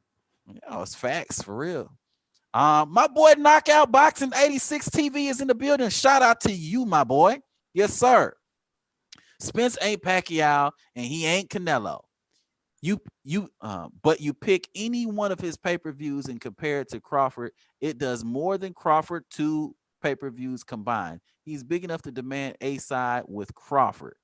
Okay, go ahead, break that down. So what he just said. Okay, so my thing with that is I'm willing to give, and I think Crawford should too, a little bit. Where it crosses the line with me is when it gets look, man, you say 80-20, or you say 80-20, that's a surefire way to not even get to the negotiation table. You offer 60-40 with some shit on the back end, you know, I get that because Spence, to me, it's kind of like a Ray Leonard versus a Aaron Pryor situation. You could call Terrence Crawford Aaron Pryor. And I think Spence might have that little bit of American love going for him, but it's not. It is an illusion that he's had. It is an illusion that he gets. Just to put it in perspective, Errol Spence versus Sean Porter made less money. Terrence Crawford made more money versus Kell Brook in his last fight than Errol Spence made against Sean Porter. Right there. Boom. So what? you know. But then people demand Sean Porter and Terrence Crawford. All I'm saying is Terrence Crawford's not getting paid kibbles and bits. He gets paid roughly $3 million a fight, to whereas Earl Spence made $2.1 million, or 2.1 million versus Sean Porter. But then when Spence wants to go to that negotiation table, he's gonna give him kibbles and bits. Come on. My boy G Parker says, "Say fam, I'm gonna need your stimulus check if I get fired for watching this at work." I got you, my boy. Don't make me sign nothing, but I got you. G Parker also says, I'm back in this thing. We gotta be on the low. I'm at work. All right, my boy. I'm gonna try to keep quiet. Y'all boys keep quiet. Nah, I'm just fucking with you, man. We out here, man. Shout out to you, G Parker. Thank you for the support. I appreciate that, my boy. But let's address what my boy Knockout Boxing 86 said. So here go the thing, Knockout. Here go the thing, right? I think when you talking about star power and you're talking about pay-per-view buys and those sorts of things, I think everybody, all Bud fans, all Spence fans, I believe we're all willing to concede that Spence is the like he's the higher seller. I'm not gonna concede he's the bigger star per se, because I feel like some of those numbers are skewed in a sense where you know, Earl is fighting Mikey, Earl is fighting Danny, Earl is fighting Sean. These are all names in the sport. That's While right. Terrence Crawford is fighting guys like Kell Brook and guys that are way past it that don't necessarily sell in the US. Kell Brook is a UK fighter. Amir Khan is a UK fighter. Kyle Velasquez is I forget where he's from, but he's not known, you know what I'm saying, in the US. So these are, you know what I mean, it's kind of skewed in that sense where, you know, we can't really necessarily quantify the success of a Terrence Crawford fight versus a Earl Spence fight. But I also feel like it's the opposite is true, because we haven't seen Earl Spence get in there with a pay-per-view and with a nobody or somebody who's not known. We don't know what that pay-per-view looks like. Yeah, You know what I'm and saying? if I may, David, is one of the things is I don't know how much weight this holds, and may hold none at all, but it looks good resume wise that Spence has Danny and Sean Porter. I agree. That being said, we forget that Spence, his entire career has been at welterweight, and Crawford has cleaned out three. He's made it to the third weight division. He cleared out 135, 140, and now he's a champion at 147. So with that whole resume situation, I think we gotta lean a little bit on the fact that homie's knocked out two other weight divisions. He's considered pound for pound in some people's eyes. Mm-hmm. Absolutely. But here's the thing, man, and I talked about this earlier too, right? Here's the thing. My boy Terry Smoot was here earlier. Terry Smoot said I was lying. AJ, and I'm gonna correct my statement, Terry Smoot. AJ is the biggest, if not one of the biggest stars in boxing. 100%. Yet AJ gave 50-50 to Tyson Fury. Wow, speaks volumes right there.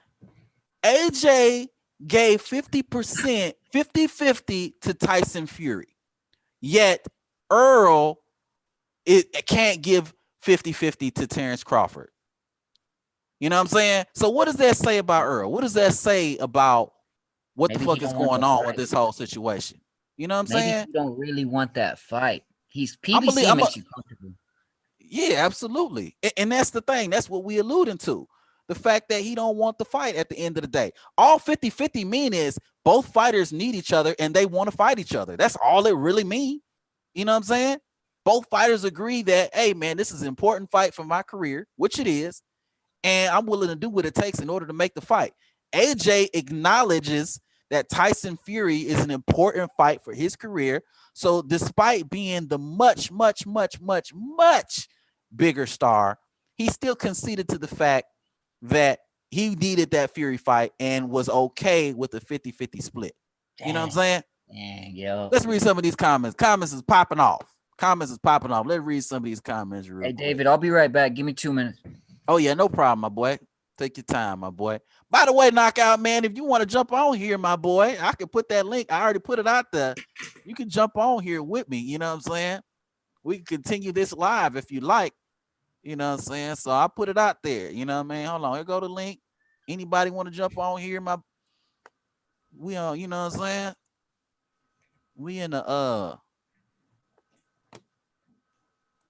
we a free smoke environment. You know what I'm saying? All right, let's read some of these comments though. Let's see. Spence ain't pay-per-view. Okay, I think I read that already. Hold on. Knockout Boxing 86 said, hold on. G Parker says, I think Bud will make his presence known at 154, but he's still in dangerous waters. Facts, G Parker. Knockout Boxing 86 says, you talking about purse money, homie. Spence got $2 million in purse to fight Porter, plus PPV shares. All Crawford got was his 4 million purse with no pay-per-views. That's not true, Knockout. Spence has a guaranteed purse of 5.5 million. He makes at very least per his contract 5.5 million per fight.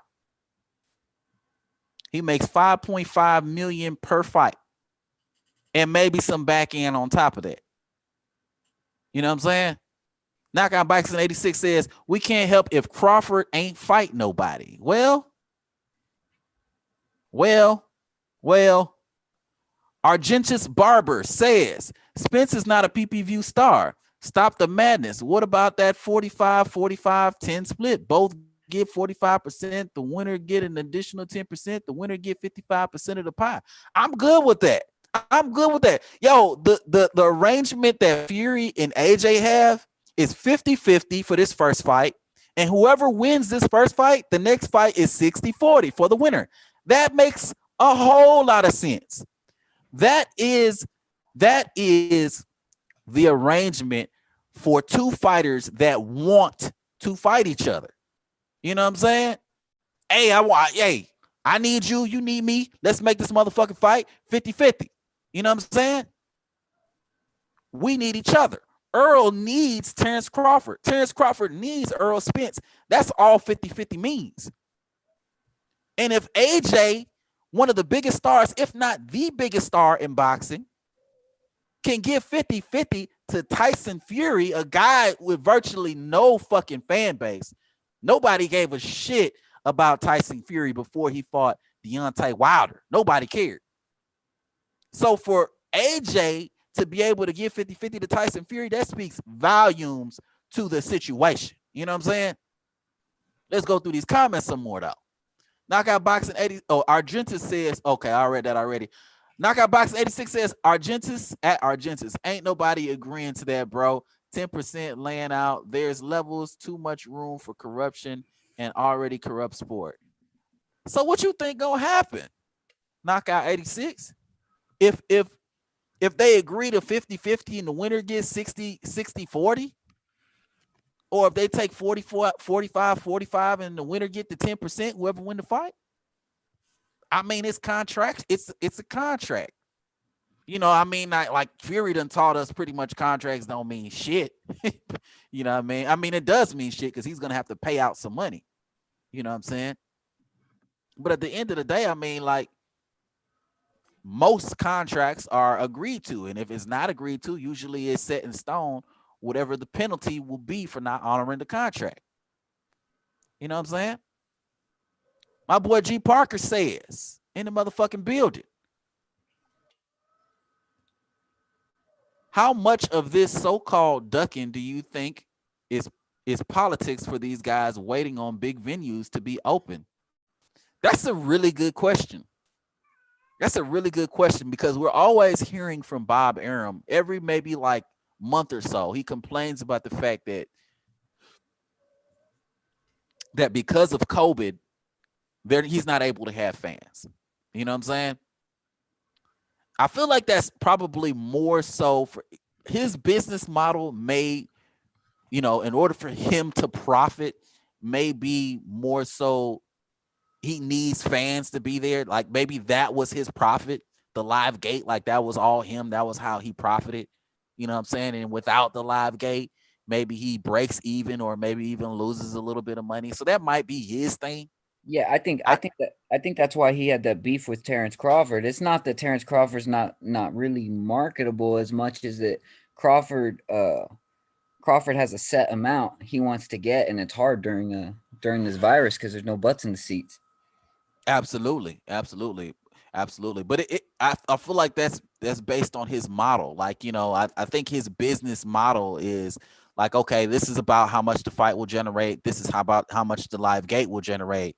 So he uses that live gate to kind of like even it out and just come out with some sort of profit on whatever back end. You know what I mean? So that's why it seems like he's extra careful with what he's paying people, because he knows there's not going to be no live gate money. So now he's like, okay, so now I got to be very exact with whatever I'm paying these fighters, because whatever's left on I need to be able to make money off of this shit. You know what I'm saying? Otherwise, I'm doing this for fucking charity. You know what I mean? And I get that. I got a question. Like, I don't remember. It's a genuine question. Has any PBC guys crossed over and fought a DAZN or Top Rank guy as of late? As of late, Because that's telling too. If I mean, PBC does not want to let anybody in the nest. I can't think of any right now, but there's definitely a few that happened recently. I can't think of any right now, and I don't want to be like for Sure, too sure. long on here. But it's definitely happened within the last 3 months, for sure. At least probably a few times. Yeah, at least. You know what I'm saying? That whole side of the street argument is dead though. You know what I'm saying? Like We gotta I open don't it up. Yeah, I don't even hear that argument anymore, like, during my patrols when I'm on YouTube comment section and stuff like that. You know what I mean? that's good. Yeah, I don't even hear that argument too much. Um Argentis Barber says Crawford has a better resume than Spence. Overall, he does. I do. I Overall, he agree. does. I feel like as far as resume is concerned, the only like credit that you can give Earl over Bud at welterweight is Sean Porter. Like once Bud fights Sean Porter, or if he fights Sean Porter, if he gets that win over Sean Porter, or if he even stops Sean Porter, his resume immediately now at welterweight is better than Earl Spence's. Yeah. Immediately. Check it. Ugas, and Kell Brook. Kell Brook, and Keith Thurman did a better job on Porter than Spence did on Porter. Although good win, no credit taken away. Mm-hmm. But that's just me putting. Yes, I know Porter brings a good fight, but he brings a good fight if you bang with them. Like I think Crawford Crawford outboxes Porter. I don't think Crawford fights Porter the way Spence fought him, and I see that being an easier night for Crawford, but I could be wrong about that. Yeah, I think it's an easier night for Crawford too. I think Crawford makes Sean follow him and sets up traps for Sean. Word, And absolutely. and Sean is a little bit too reckless to be in the ring with somebody like Terrence Crawford. He's gonna get hurt. He's gonna get hurt. Leading head first in there with Terrence Crawford in there. Terrence Crawford is gonna be able to control the distance. He's gonna be able to mix it up, give different looks. That's what makes him so good as a fighter. But in Right. addition to that, he's gonna set them traps for Sean, and Sean is gonna be in some real, real, real big problems. But I feel like that's gonna be a really good fight if that happens. But if Terrence Crawford beats Sean Porter at welterweight, now they're even. They have virtually the same. They have the same record, if not Terrence. If Terrence Crawford does a better job on Sean than Earl, well, Terrence has the better resume at welterweight. He already has the better resume overall, but he has the better resume at welterweight, hands down. There's no debates about it at that particular point. Sure. Period. And Spence is a phenomenal fighter, and to me, his best win was Kell Brook, because the risk he took. He went up, fought Kell Brook in his hometown, fought the champion, and beat him. But we know that Kell Brook was a little damaged. So as of right now, to me, that's his best win. Sean Porter, to me, you know what though? Is Earl Spence, if he fought Ugas, that's an interesting fight for me. A lot of people are like, don't fight Ugas. It's a trash fight. I'm thinking to myself, why? Ugas can box and he's big. If you really watch that Porter Ugas fight, man, I'm telling you, yeah, Cubans don't press the gas like they should. I agree. But Ugas was playing with Sean Porter. I mean, he really was. That was easy work as far as I was concerned. I didn't think you guys lost that fight, but that's just me.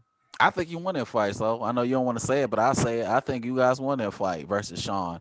But to me, Earl is a different type of pressure. He's gonna You're right. he's gonna throw less punches. He's gonna be more strategic about his punch placement. He's gonna cut the ring off. That's something that Sean doesn't do. Sean follows people around the ring, you know what I mean? And Good Earl point. is Good gonna point. cut the ring off. He's gonna use his jab a lot. It's gonna be to me, Ugas is a bad style. That's a bad stylistic matchup for Ugas. Earl Man, you're Spence. probably right about that. Because we've seen you guys got to L, and he has struggled with guys before. It's just kind of styles make fights. Oh yeah, absolutely. Absolutely. You know what I'm saying? Absolutely. But let's talk about this one, man. Bud at 154. What do you think Bud versus Tony Harrison looks like if Well, Bud went up to 154? I'm a Tony Harrison fan, bro. So that that's gonna be a good chess match. But you know, if Crawford handles the weight well, if Crawford handles the weight well, then he can hit. Like Crawford can punch. He's about the best finisher in the game. So as much as I love Tony Harrison, you can chin check him. Oh yeah, you can chin check them. And here's the thing, man, that a lot of people like a lot like, if you're somebody who've watched boxing for years, you know that there are certain ways to fight certain styles. Just like we were saying before, styles make fights. So to me, if Bud was to jump in there with Tony Harrison, he would have to be more the come forward guy, the fighter, the brawler. He's the better boxer, but Tony Harrison is just tall and long, so he probably wouldn't be able to fight from the outside as much versus Tony Harrison. So he would be able to fight him. But to me, like Terrence Crawford's inside game and the things that he would be able to do to Tony Harrison, he Mhm. would probably end up stopping Tony Harrison. You know what I'm Probably saying? so. He probably would. Let me read some of these comments, man. In the comments, I be letting this thing fill up too much. Let's see.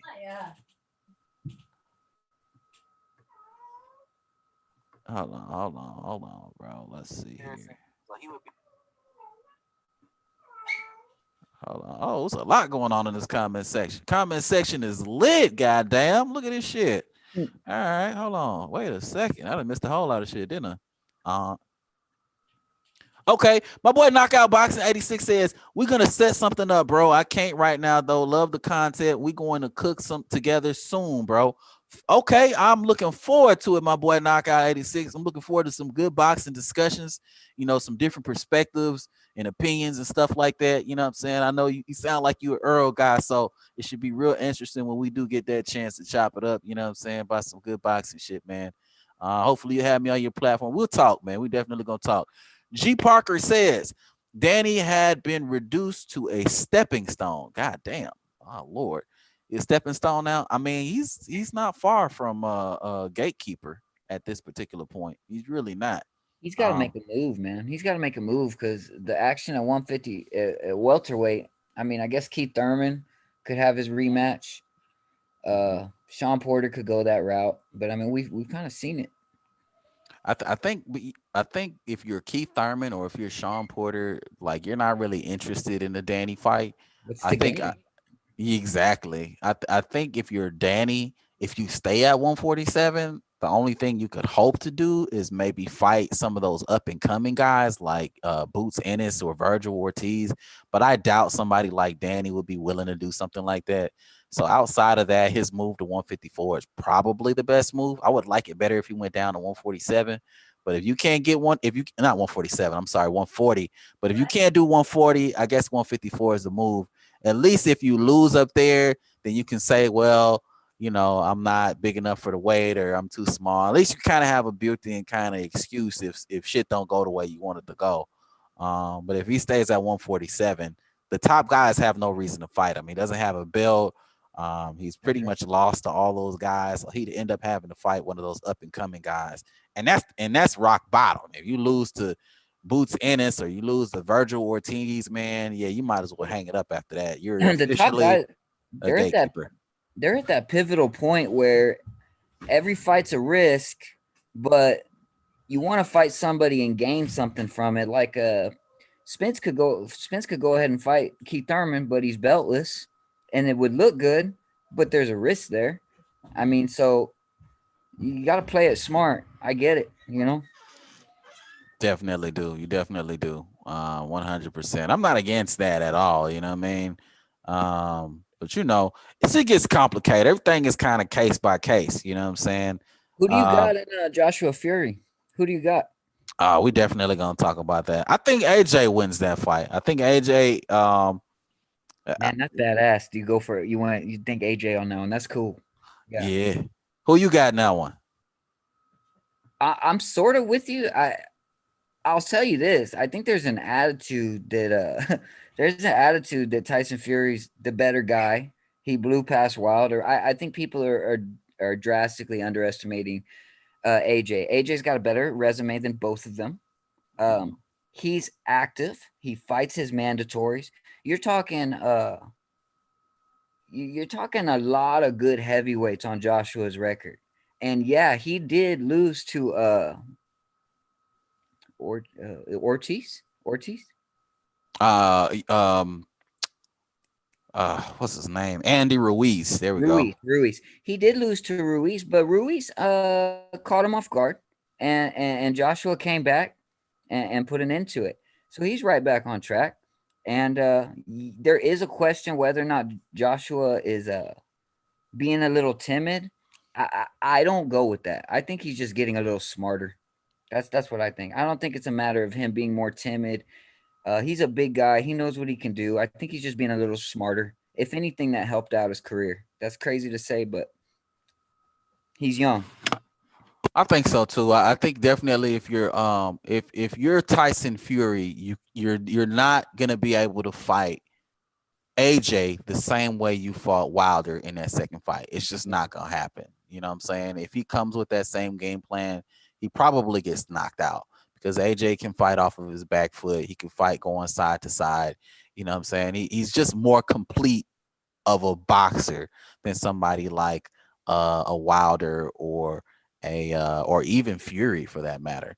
You know what Tyson's I'm gonna saying? have to wait for it. He needs to fight like he did against Klitschko, and in spots maybe press the gas real hard. But he certainly can't do what he did to a. I hate to say it, and obviously Wilder is a fun guy to watch, but when you get him going backwards, it's a wrap. I think Joshua's a little bit more well rounded. Oh yeah, for facts. And I'll tell you one other thing. I don't know that Tyson Fury is going to have the same power he had in the second fight versus Wilder because he was able to hurt Wilder really fast early on in that fight. And mysteriously enough, I don't think he's going to have that same level of power going into a fight with AJ. Should that fight happen? So I feel like it's just going to be a very different fight, a very different dynamic, a very different everything. All A right, but very we about different everything, man. A very yeah. different everything. Joshua's complete. He's young. He's strong. Uh, Fury has the luxury of bouncing around and boxing guys, or in a Tyson or against Deontay Wilder, he pushed him back. Anthony Joshua, it's gonna be very different. It's a real fight. It's a real top level fight, not just avoiding a big shot. This is more than that. Let's get back to some of these comment sections. Bob made that offer. Argenta said, no, it's Ducky. Knockout Boxing 86 says, Bob also said Al Heyman doesn't exist and believe nothing that man says. Wow, y'all going back and forth out here. I see. How can I get on? Argentis Barber says, how can I get on? I dropped the link, Argentis. Hold on, give me 1 second. Let me drop that motherfucker one more time. There goes the link, Argentis. If you want to get on here, you want to chop it up, man. Hey, we're more than willing to have you up on here talking some good boxing shit, man. I just dropped it again. Argentis Barber also says, what's your point? Earl also said Sean was the easy route. Not so easy. That's good. That's good. Great point. Knockout Boxing 86 said he dropped the link scroll. Okay. Knockout Boxing 86 says, Argentis, if you don't know, he was talking about doing business with PBC fighters being easier. I can't help you. Okay. He Knockout Boxing, the arrow person for real. I can hear it. Andy Ruiz fought Joshua. Yeah, okay. Charlo is trying to get Canelo. He been trying to get Canelo. That's what Argentis Barber says. Knockout 86 says Deontay Wilder fought Fury. I got that. G Parker says Danny will win Danny will win has broken as long. Danny will win. Danny will to win has been broken as long as he doesn't get knocked out. He's out. He's good with himself. Absolutely. We were just talking about that 100%. Argentus Barber says, but Spence can't get Manny. They're on the same side of the street. Very true. That's why I say the side of the street don't matter, man. The side of the street don't matter. The fact of the matter is, if the side of the street mattered, we would have got Earl versus Keith. We would have got Earl versus Keith. We would have got Earl versus Manny. There's so many fights on that side of the quote unquote street that hasn't happened. So what does that go to tell you? Well, just because there's a side of the street, it doesn't mean anything. Both fighters have to want to fight each other. Argentus Barber says, Spence didn't get Keith, same side of the street. Okay, he made the argument that I just made. Gary didn't get Tank, same side of the street. Yeah, very good points, Argentus. So side of the street means nothing. He just said the same thing I just said after reading the comment. Because of Sean Porter, now everyone thinks Ugas is the next coming. Yeah, but you know what Earl Spence told Ugas? He goes, on Twitter, he says, now that you got yourself a belt, we can fight. Well, that's what he told Terrence. He told Terrence to get you a belt. Yep. Got that belt. Uh-huh. What you think about so what do you think about Ugas asking for 50-50? What do you think about that? I watched your video. I think it was your video. Earlier. I'm not sure. I love it because it's setting a precedent. It's setting a good precedent. If Ugas is so thirsty, he goes around and gets kibbles and bits, it's gonna just give more ego to Spence. And the fact that he says 50-50, hey, he's a belt holder. It ain't gonna be 50-50. It's gonna be 60-40. But I like the swagger there. I do. I think it's good because if you bow down, that just gives guys false egos, man. I don't know. Absolutely. And to add to that, I think if you're Ugas, you have other options that are probably just as good, if not better. Like I was saying in a video before, Ugas fighting Keith Thurman to me would be a much better strategic move for him. Keith Thurman coming off of a 2-year layoff, coming off of injuries, coming off of all kind of shit going on over the past 2 years. He's more vulnerable of an opponent than somebody like Earl Spence. Like I was saying, like a fight with Earl Spence is like a bad stylistic matchup for somebody like Ugas. So if he could go after Keith Thurman, to me, he gets pretty much the same pay that he would get against Earl Spence, especially if he's taking a less split. And to me, somebody like a Keith Thurman would probably give him 50-50. You know what I mean? Just given the situation. And he'd snag an opponent that Spence hasn't got yet, so that looks good. Absolutely. Looks great. And it's a credible opponent on top of that. You know what I'm saying? So he has a chance to go after a vulnerable opponent, make some good money. And guess what? After that fight, Earl is still there in the division. He could still go after Earl after that. So to me, it just makes all the sense in the world for Ugas to go in the direction of Keith Thurman. But even without Keith Thurman, he could go to Sean Porter route. Sean Porter won the last fight, but I feel like Ugas won. And I could see Ugas wanting some retribution, maybe wanting to correct the wrong that was the Sean Porter loss and kind of getting some get back. And then maybe after that, maybe he could go the easy route like Earl went. You know what I'm saying? He could fight Sean, fight Keith, and then fight Earl. Maybe he could do it like that. You know what I'm saying? That's another point right there. You know what I'm saying? And boxing fans would be pissed if Ugas did something like that. Oh, you're gonna fight Danny, you're gonna fight Keith, you can then fight Earl last. Why go last? You know what I'm saying? I know people will be pissed off about that, but that's what I mean. You know what I'm saying? Like, you know, the narrative coming up is Earl Spence is willing to fight everybody, and that's what's wrong with boxing. And guys like Keith Thurman is what's wrong with boxing. He reached the pinnacle and he's playing the same games. Now, that's not me hating on Earl Spence, the fighter, but it just seems that these guys hit a certain stage and you know, I get it. But there's still more to prove, man. Get some fights in before you hit 35 years old. I mean, shit. Biggest problem with boxing right now, so to me, in my opinion, is these dudes fight like once every 2 years, man. It's like that's the problem. Exactly. That's the problem. You fight once every 2 years, and then when you fight somebody, it's not who the fans want to see you fight. So it's like, how can you not expect people to be pissed off about it. This is Hey, our I was happy about Danny Garcia Spence because Spence came off a car accident. I was good with that fight because of the situation. It wasn't because I thought Danny was this and that. It wasn't. Although, yeah, I mean, I understand he's one of the top welterweights. You know what I'm saying? But I was okay with that because it was this comeback fight, not because I was happy. Had he been an active fighter and that shit didn't happen to him, no. Nah, I want to see bigger and better things, brother. They're chasing Manny too right now, which I don't blame them.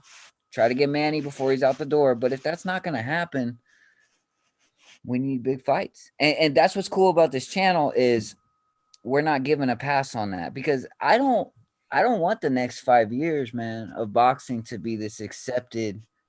Everybody just ducks everybody and that's killing the sport. I mean, it just is.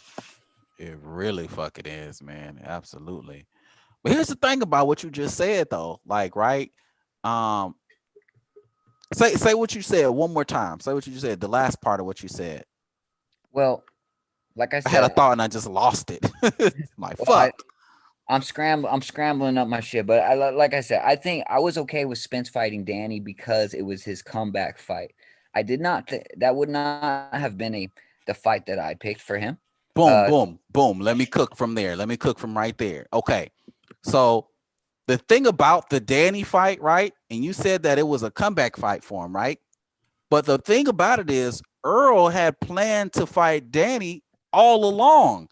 So whether or not he was in the car accident or not, he was always going to fight Danny. That was always on his schedule. Man, maybe there's things we don't know. Maybe a lot of these fights are planned out and they're just kind of letting us ride along. Oh yeah, well he actually said it though. So he said it in the interview. You are right about that. Yeah, I know he planned that. That's true. He said, why would I not fight Keith or Sean and Danny and then Keith? So that was always in his plans to fight Danny Garcia. He knew it was gonna be he knew what Danny's weaknesses are because there's a whole blueprint on Danny. He knew he was gonna make some good money on it. You know what I mean? He knew it was gonna be an easier fight than Terrence Crawford. You know what I'm saying? So even though it was a good comeback fight, it was still risky on Earl's part to fight somebody like a Danny Garcia. That's right. Would we still have been happy with the fight had he not been in that car accident? Like, would you have still been good with that? I've seen guys, like I said, I think it was a good match. It was an interesting match. I actually thought Danny Garcia and Spence are about the same skill set, although I think Spence is just a heavier hitter, better body snatcher. So, I mean, I did think it was a good fight. You know what I'm saying? I thought it was a good matchup. But we're looking at like I sound needy, but in reality, we've been wanting Crawford Spence for time flies. What has it been? 2 years? Yeah, it's been years now. It's been years, man. It's been years since we seen him at that Maurice Hooker fight and betting $1 million and everything about who would stop who and all that, and it's been saying that Bud is lighting ass and all kind of shit. It's been a few years, you know. That's crazy. Good then. I mean, we really wanted it then. Oh yeah, that was the fight to make at the time, and it still hasn't happened. We are in 2021, and then the problem, the biggest issue with the whole situation is we don't even have hope of it happening anytime soon. You know what I'm saying? So it's really crazy.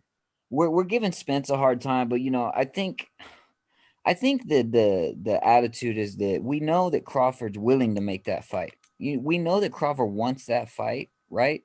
But we don't really know that Bob Arum plans on making that fight. I really wish Crawford would say fuck it and promote himself a little bit. I mean, why not get up on Twitter and blow it up and be like, bitch, you're ducking me. Why not? Like, hey, Crawford, do yourself some favors, bro. You are looked at as the actual boogeyman, so act like it. I don't know. I think that Bud could definitely do probably a little bit more as far as like calling Earl out, but I mean, like I can see why he's frustrated with the whole thing. This dude showed up at Earl's fight, like he did, and he showed up there. There's no videos about that. He did show up there. He showed up at Earl's fight, and Earl was asked specifically whether or not him and Terrence Crawford showing up to the fight, promotes a fight. And Earl said, I don't even know why he's here, is what Earl said. It was Yeah, it was real bad, man. Real bad look for Earl did Spence all too. day. Oh yeah, 100%. Let's get some of these comments real quick, man. Let's see what's going on, man. Earl is not as hated as Floyd. Mayweather people bought Floyd pay-per-views to see if he would lose. It's funny when people hate you, they will support you. Funny. Facts, G Parker. Argentus says it doesn't matter. Floyd was a star. Earl is not. No matter how you flip it. G Parker says if Bud and Spence would fight, the winner would be solidified as the ace five for their career. I agree. That's definitely a big fight that would be big for the sport, and it would make either one of those guys stars. I'm not gonna say superstars, but it would make them stars. Here's the thing: like dudes like Floyd and Manny Pacquiao, they have several fights over their careers that are like this. They got a few like Floyd Mayweather, Diego Corrales. You know what I'm saying? Oscar De La Hoya. Like all these fights happen. He has several. Manny Pacquiao, the same thing. He fought Oscar too. He has When I several. You when know what I I'm think saying? of Corrales Mayweather, just natural instinct, just what I feel in my gut, that's Spence Crawford to me. But Mhm. maybe it's more than that. But to me, Corrales Mayweather is about how I feel about Crawford Spence. I think they got a bright future. I think they need each other, and let's see what we can go from there. I'm not trying to wait these guys out and they become Manny Mayweather. That's at the end of Yeah. their careers, big time epic fight. These guys are in the middle of their careers. Yeah, that would be terrible. That would be horrible. Hold on, let's check the thing. My boy Argentus. Argentus is in the waiting room. Come on in, Argentus. My bad. I don't know how long you've been there. I ain't checked this in a while. Argentus in the waiting room.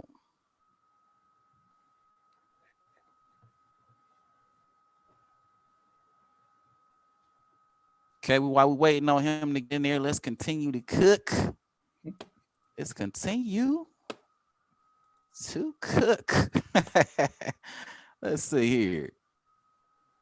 Argentus also said before he went on there, he said, I agree, but Crawford can make it hard on Spence if he goes up to 154 pounds. Yeah, Yes, he definitely can. smoke He them out. definitely can. I said this before, man. If Crawford goes up there and beats Jamel Charlo, he doesn't need Earl Spence at that point. He just beat the bigger Earl Spence. Yeah. He doesn't need Earl Spence at that point. It's not necessary. It'd be nice, but it really isn't necessary. If Earl goes up there to Bud talking at 60-40, 70-30 stuff to Bud after that, you know what I'm saying? Like it won't even it already doesn't make sense, but it would look even worse. You know what I'm saying? Like at that point, Bud If could he snags, probably retire if he wanted to. if he snags a belt at 154 from Charlo of all people, he's the motherfucking A side. Yeah, yeah, yeah. And that Charlo fight sells well too, man. Oh, Charlo does pretty good numbers. That would absolutely. be one hell of a damn fight, man. That's the fight we're gonna talk about right now, actually. Goddamn. Jermell Charlo versus Terrence Crawford. We about to break that bitch down. Uh Argentis, you're gonna have to connect your audio to the computer when you're in. Um, you might be still working on that, but no problem. Okay, Argentis in the building. What's going on with you, my boy? You got to connect your sound, your computer sound on there. All right, while we're waiting on him, we'll continue to cook. Jermell Charlo versus Terrence Crawford, man. How you break that down? Man, it worries me because, I think Crawford can do a lot of things, but there is a genuine question with anybody who moves up to a weight class with a puncher like that. Can you handle that 154 power? And Charlo can punch. So it's risky for both fighters because I know Crawford can. I know Crawford's got different kind of skill sets than Charlo that will absolutely give him trouble. But Charlo's got that good power. Mm. I want to break this fight down because to me the prospect of this fight is just so intriguing. You know what I'm saying? Like it's such an exciting fight just in theory. You know what I'm saying? Because you have one guy in Jamal Charlo who just he has that. You got that one. Oh, there you go. I hear you now, my boy. You in the building? Oh yeah, we in the building. Just took me a minute to get together. Oh, okay, no problem, man. Hey, right now we're talking about Terrence Crawford versus Jermell Charlo. What that fight would look like. I was about to get my piece, but what do you? Before I get my piece, what you think about that fight? How you got that fight looking? Well, we know Charlo can crack, but he always trying to crack. Bud gonna have the 1-inch reach advantage, and he's the better boxer with a great jab. And Charlo don't like getting hit to the body. Watch the Rosario fight. He got hit to the body and he hurt, and it hurt him. So Bud go to the body. I can see Bud stopping him. I can see Bud stopping him. That's a solid point, man. You going in the same direction I was going, man. You know, it's funny though, because when you talk to certain people, man, they feel like it's a wash. I'm like, well, how you figure it's a wash? Because even at its worst, right? Even if you look at this fight at its worst, you say, all right, well, Jermell Charlo gonna wash him or whatever. He gonna knock him out. Okay, well, what if he don't knock him out? What if that don't happen? What if he don't get that right punch up in there? What happens? What happens if it makes it to 12 rounds? Who wins that fight?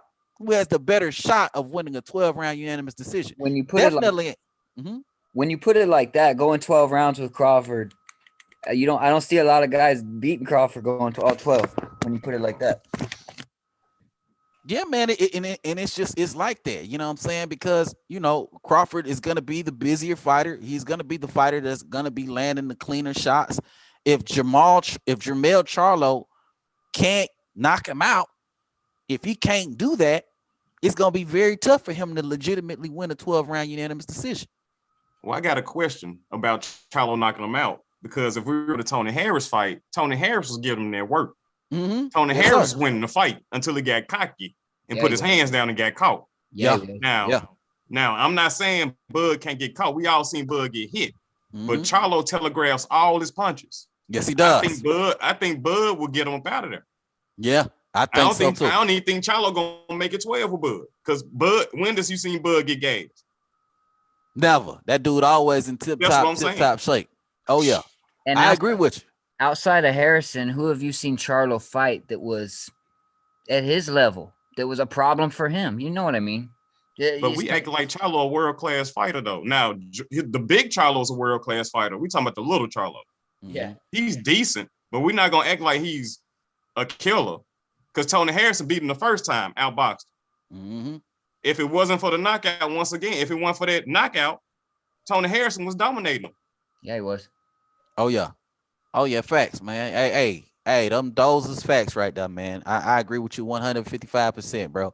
Like, honestly, man, you know, Bud got not only does he have a legitimate shot of winning that fight, I'll venture to say I will go 60-40 Bud. You know what I'm saying?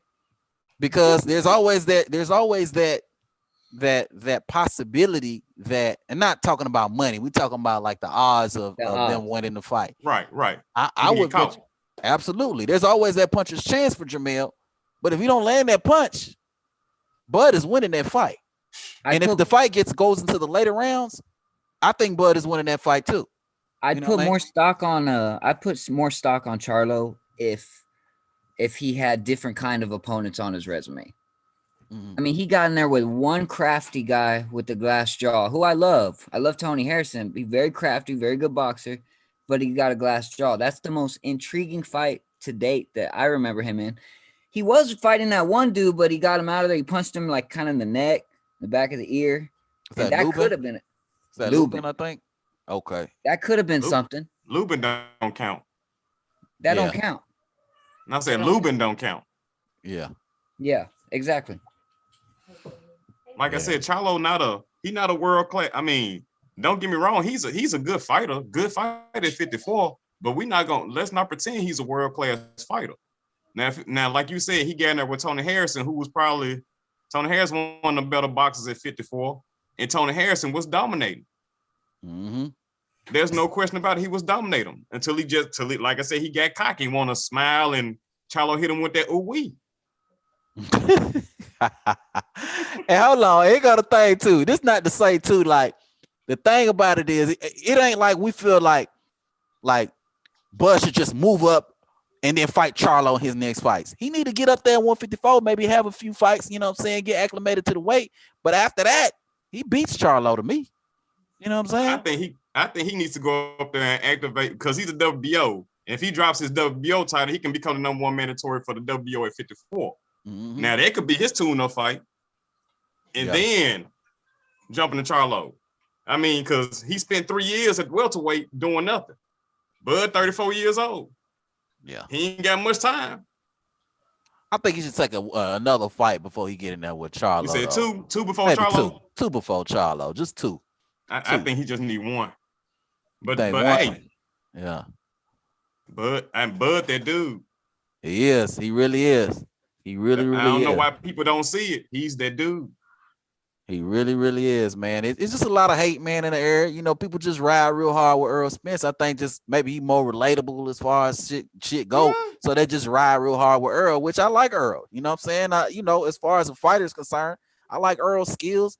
I think Earl's a very marketable fighter, you know what I'm saying, in general. But he makes some decisions that I just can't rock with, you know what I mean? And that's always going to be my issue with Earl. But we're going to switch gears, though. You know what I'm saying? Because the last topic of the evening is actually Fury versus AJ. You know what I'm saying? So let me kick this off, right? Because, you know, Fury versus AJ is like, we keep hearing the fight is done. Both fighters agree to terms. You know what I'm saying? The fight terms reach agreement. We got a venue. We keep hearing all this different shit, but we don't get no announcement. We don't know what the fuck is going on. So speak on that, man. So you go ahead and kick that off. Speak on that. What do you think about this Fury AJ fight deal done? All these crazy ass goddamn reports of the fight being done and all this shit. Speak on that for me, so, and then you go ahead and take that over afterwards, Argentis. Well, I think you made a good point by saying that they say it's done, but we haven't seen nothing legitimate. I find it interesting that like a day before, and it may have happened a week before, but I watched the video a day before they said the fight was done. And I watched the video of Tyson Fury getting up there being like, y'all know more about this fight than I do. I'm considering Wilder all over again, as well as I'm not sure if this fight's done or not done. So part of me believes that they're telling him what he wants to hear to appease him, because it almost seemed like Fury wanted to go a different route. I'm not saying that's the case, but you know what I mean? Absolutely. What you think about that, Argentis? Yeah, about the Wilder Fury. I mean, you talking about Joshua Fury? Yeah. I'm tired of all this talking, all this lying. I don't know what's going on. Tyson Fury know what's going on. He know what's going on. So I mean, I think they need to go ahead and fight, or he need to fight Wilder, or they just need to chill out or something, because we already not gonna get Wilder versus Joshua, which is a shame. So can we at least have Wilder versus Fury? I mean Joshua versus Fury. Can we at least have Joshua versus Fury? Oh yeah, facts. And here go the thing, man. I was I watched like little videos, stuff about it, man. Apparently they agreed to terms, but they don't have funding. They don't have a venue, and they don't have a date. I mean, isn't that the whole fucking fight? So they ain't got nothing. Yeah. So me and you can say we gonna fight. Exactly. No venue, no date, no goddamn funding. That's the whole fight. I'm also hearing that Fury really wanted this fight to be in America, and I heard that that's part of the hang up too. Which is kind of like, I'm okay with the fight being in Vegas. That'd be the shit. But at the same time, this is the battle of the UK. So I wonder if that's a problem. All cap. That's crazy for me, because if I'm AJ, I'm like, man, I'm fighting this motherfucker. This is supposed to be the biggest fight in the UK, and I can't even fight in the UK. So it's like, as big as they suspect this fight is going to be, it probably ain't even going to be as big. You know what I'm saying? I mean, it's going to be big if they have it in the UK. Yeah, and they can't even have it there, which is crazy. Are we still in a place where fans aren't going to be? Because I know some sporting events, people are starting to show up. I wonder if it's still, I mean, when this fight takes place, is there going to be fans like in the stadium? Probably not, right? Well, I know only Florida. I think Florida and Texas are the only places that are actually open. I think everywhere else is like slowly opening. So even if you were talking Vegas, I don't know if Vegas is even a viable option, simply because it's just not all the way open like that. So I know they were talking about, but who wants to fight there? Exactly. Who the fuck is going to Saudi Arabia? I mean, Pacquiao trying to go there. but Pacquiao ain't fighting in the biggest fight in the UK. You know what I'm saying? That's in Saudi Arabia. Yeah. So this is crazy as fuck to me, man. But I'm gonna tell y'all what I suspect. This is what I suspect is going on with Wilder. I mean, not Wilder. I'm sorry. AJ and Fury. This is what I suspect is probably a major holdup. What I suspect is a major holdup with this fight is the fact that Tyson Fury probably has to be guaranteed a certain amount because he's gonna have to pay Wilder. He needs to pay Wilder. So, like, if you gotta pay somebody a portion of your purse, you're gonna need to make sure you make enough in order to be able to be good yourself. I don't know how much he gotta pay Wilder, but I feel like that might be a holdup. The fact that they need a certain amount of money in order to make this fight happen. That's right, because when he bypassed Wilder, he owed him that rematch money. Absolutely. Damn, that's a problem. Behind the scenes, they ain't even talking about that. I feel like that's a big problem. That's a lot of money. So Wilder just gonna step aside? Well, I mean, pretty much Tyson Fury is in breach of the contract. So that's what Wilder took him to court to try to get him into the third fight, but that didn't really work out. I mean, he could break the contract, but now they're in arbitration to try to find out that's all cap, right? That's all cap. And that's another thing I hate right there. Mm-hmm. You take a champion's belt, he can't run it back. Yeah, it's some fuck shit. You know what I'm saying? He can't run it back. You gonna take it and run? He avoided. He don't want it. He could have fought Wilder by now. He could have fought Wilder in February. That's what I'm saying. If you busted him up the last time and you think you can do it again, run it right back. I think like I said, I agree with you guys 100%. I do. I think what he's claiming is all them allegations and stuff that Wilder said is his little excuse. Cap. That's his little excuse. Yeah, that's some bull ass shit. Yeah, I agree. It just makes for a better fight. Fuck it.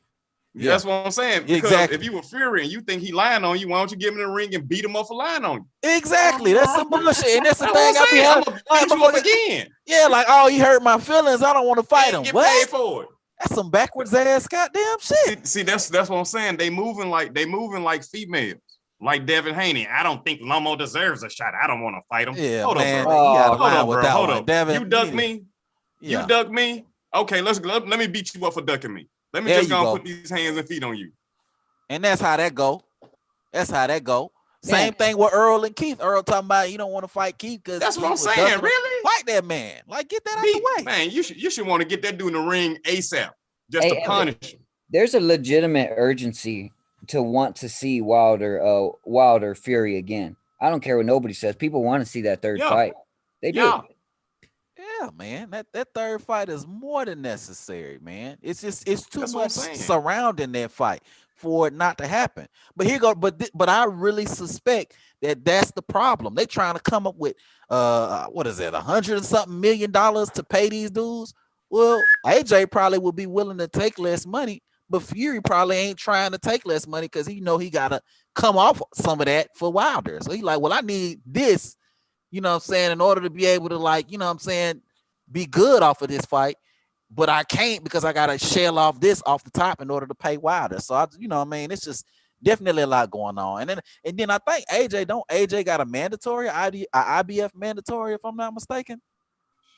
They can go somewhere with these mandatories. I thought you want to unify. I thought you want to be great. Yeah, I got a mandatory. Man, get out of here. Oh yeah. You gonna fight Q-Brad Puller? If you gonna fight Usyk or something, you gonna fight Dillian White again? Stop it. I'm not trying to see that Usyk fight because he's taking. I know, trash. He's taking on a light heavy. It ain't the same. Usyk gonna get knocked out. Hey, I tell you what, if AJ was a real one. I tell you, if he was really smart, he would go ahead, he would drop the Fury fight and then go after Wilder. He's not smart. If he was smart, he would go ahead and fight Wilder. That's Wilder would take it too. Wilder would take it too. But you know why he won't fight Wilder? Because Wilder is. All he got to do is touch you one time on the chin. Too dangerous. And he got that magic pixie dust. You going to sleep. Yeah. Yep. If Ruiz can put him down, what do you think Wilder gonna do? I feel like AJ might fight him now, though. I know in the past he ain't want to fight him. No. I know in the past for a fact he ain't want to fight Wilder. But I feel like now in his career, he's more open to the idea of a fight with Wilder. But I Surely feel He like turned down 50. Surely Go he ahead. is now. Surely he is now at least a little bit more than he was before. definitely. I think he done seen a little bit of a weakness in Wilder too after the Fury fight. Because Wilder really ain't good at fighting off his back foot. You know what I'm saying? We don't know what's going on in that fight. There's a whole lot of shit going on in that fight. Something was But wrong. but he definitely not somebody who fights well off their back foot. You know what I'm saying? So for somebody like AJ, who's pretty balanced as a fighter, he could probably utilize some of those little strategies against a Wilder. I feel like he'll jump in the ring with him. And I feel like if I was AJ, I'm like, man, I could fight Wilder. I could probably get a higher split because he's coming off of a loss. And I could bring him to the UK where my peoples is at. And it's a bigger money fight. You know what I'm saying? Only thing, and for Fury, he got that WBC strap. But I don't even know how long he could keep that motherfucker. Because he was supposed to fight Wilder. And he might not, WBC might make him vacate that goddamn belt. How I feel about it. So, man, you know, I just, one thing I'm just sick of though in general though is just all the fucking boxing news about the fight and dudes fucking announcing that the fight is done. Both fighters agree to terms, and we turn around, we don't get no announcement, we don't know shit, ain't no date, ain't no venue, and ain't no funding. Well, the game is changed even on YouTube. Like they'll put out a video just from the tiniest of rumors, and the title of the video will be like fact, and it's far from it, man. It's far from it. And even if you got a Facebook, the rumors are just constant, and it gets old, bro. It gets old. That's why I like your channel, because at least we can talk honest. You're not out here putting out claims that are untrue. I hate that clickbait shit, man. Clickbait all day. That clickbait bullshit, man. I think we lost our friend, man. Argentis, you still in the building, my guy? Let me check. Let me see if he's in there. Nah, he got up out of there. I don't know what happened. I don't know if he fell off or what the case is. But whatever the case is, man, I'm gonna go ahead and end this stream, man. So do you have a boxing channel that anybody watching this can go ahead and subscribe to? Soon I'm gonna start. See, what I do got is I play Fight Night. I got a Facebook Fight Night group, and I had a boxing channel. I done took down my videos, but soon I'm gonna start putting out podcasts. So Soul Rebel Sports, and I'm gonna try to get on it, man. I'm gonna have a little boxing podcast like we're doing here. Oh man, I love it, bro. And you gotta have your boy on, man, especially when you do it. I'm more than willing to hop on there with you and chop up some good boxing. Oh man, that'd be an honor, bro. For real. Yeah, man. Hey, man, it's all love over here, bro. All love. But yeah, man, I'm gonna go ahead and end this stream. If you haven't, make sure you hit the motherfucking like button. Make sure you subscribe to the channel. Let your friends know we talk that shit. Share it with your friends. All that. We got Soul Rebel Boxing in the building, man.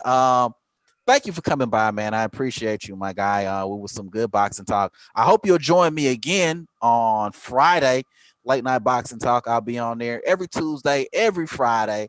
You know what I'm saying, for some boxing talk. And you know what I mean. Until next time, though. All right, King. All right, King David. Thanks a lot, man. I'll talk to you later. No problem, bro. Later.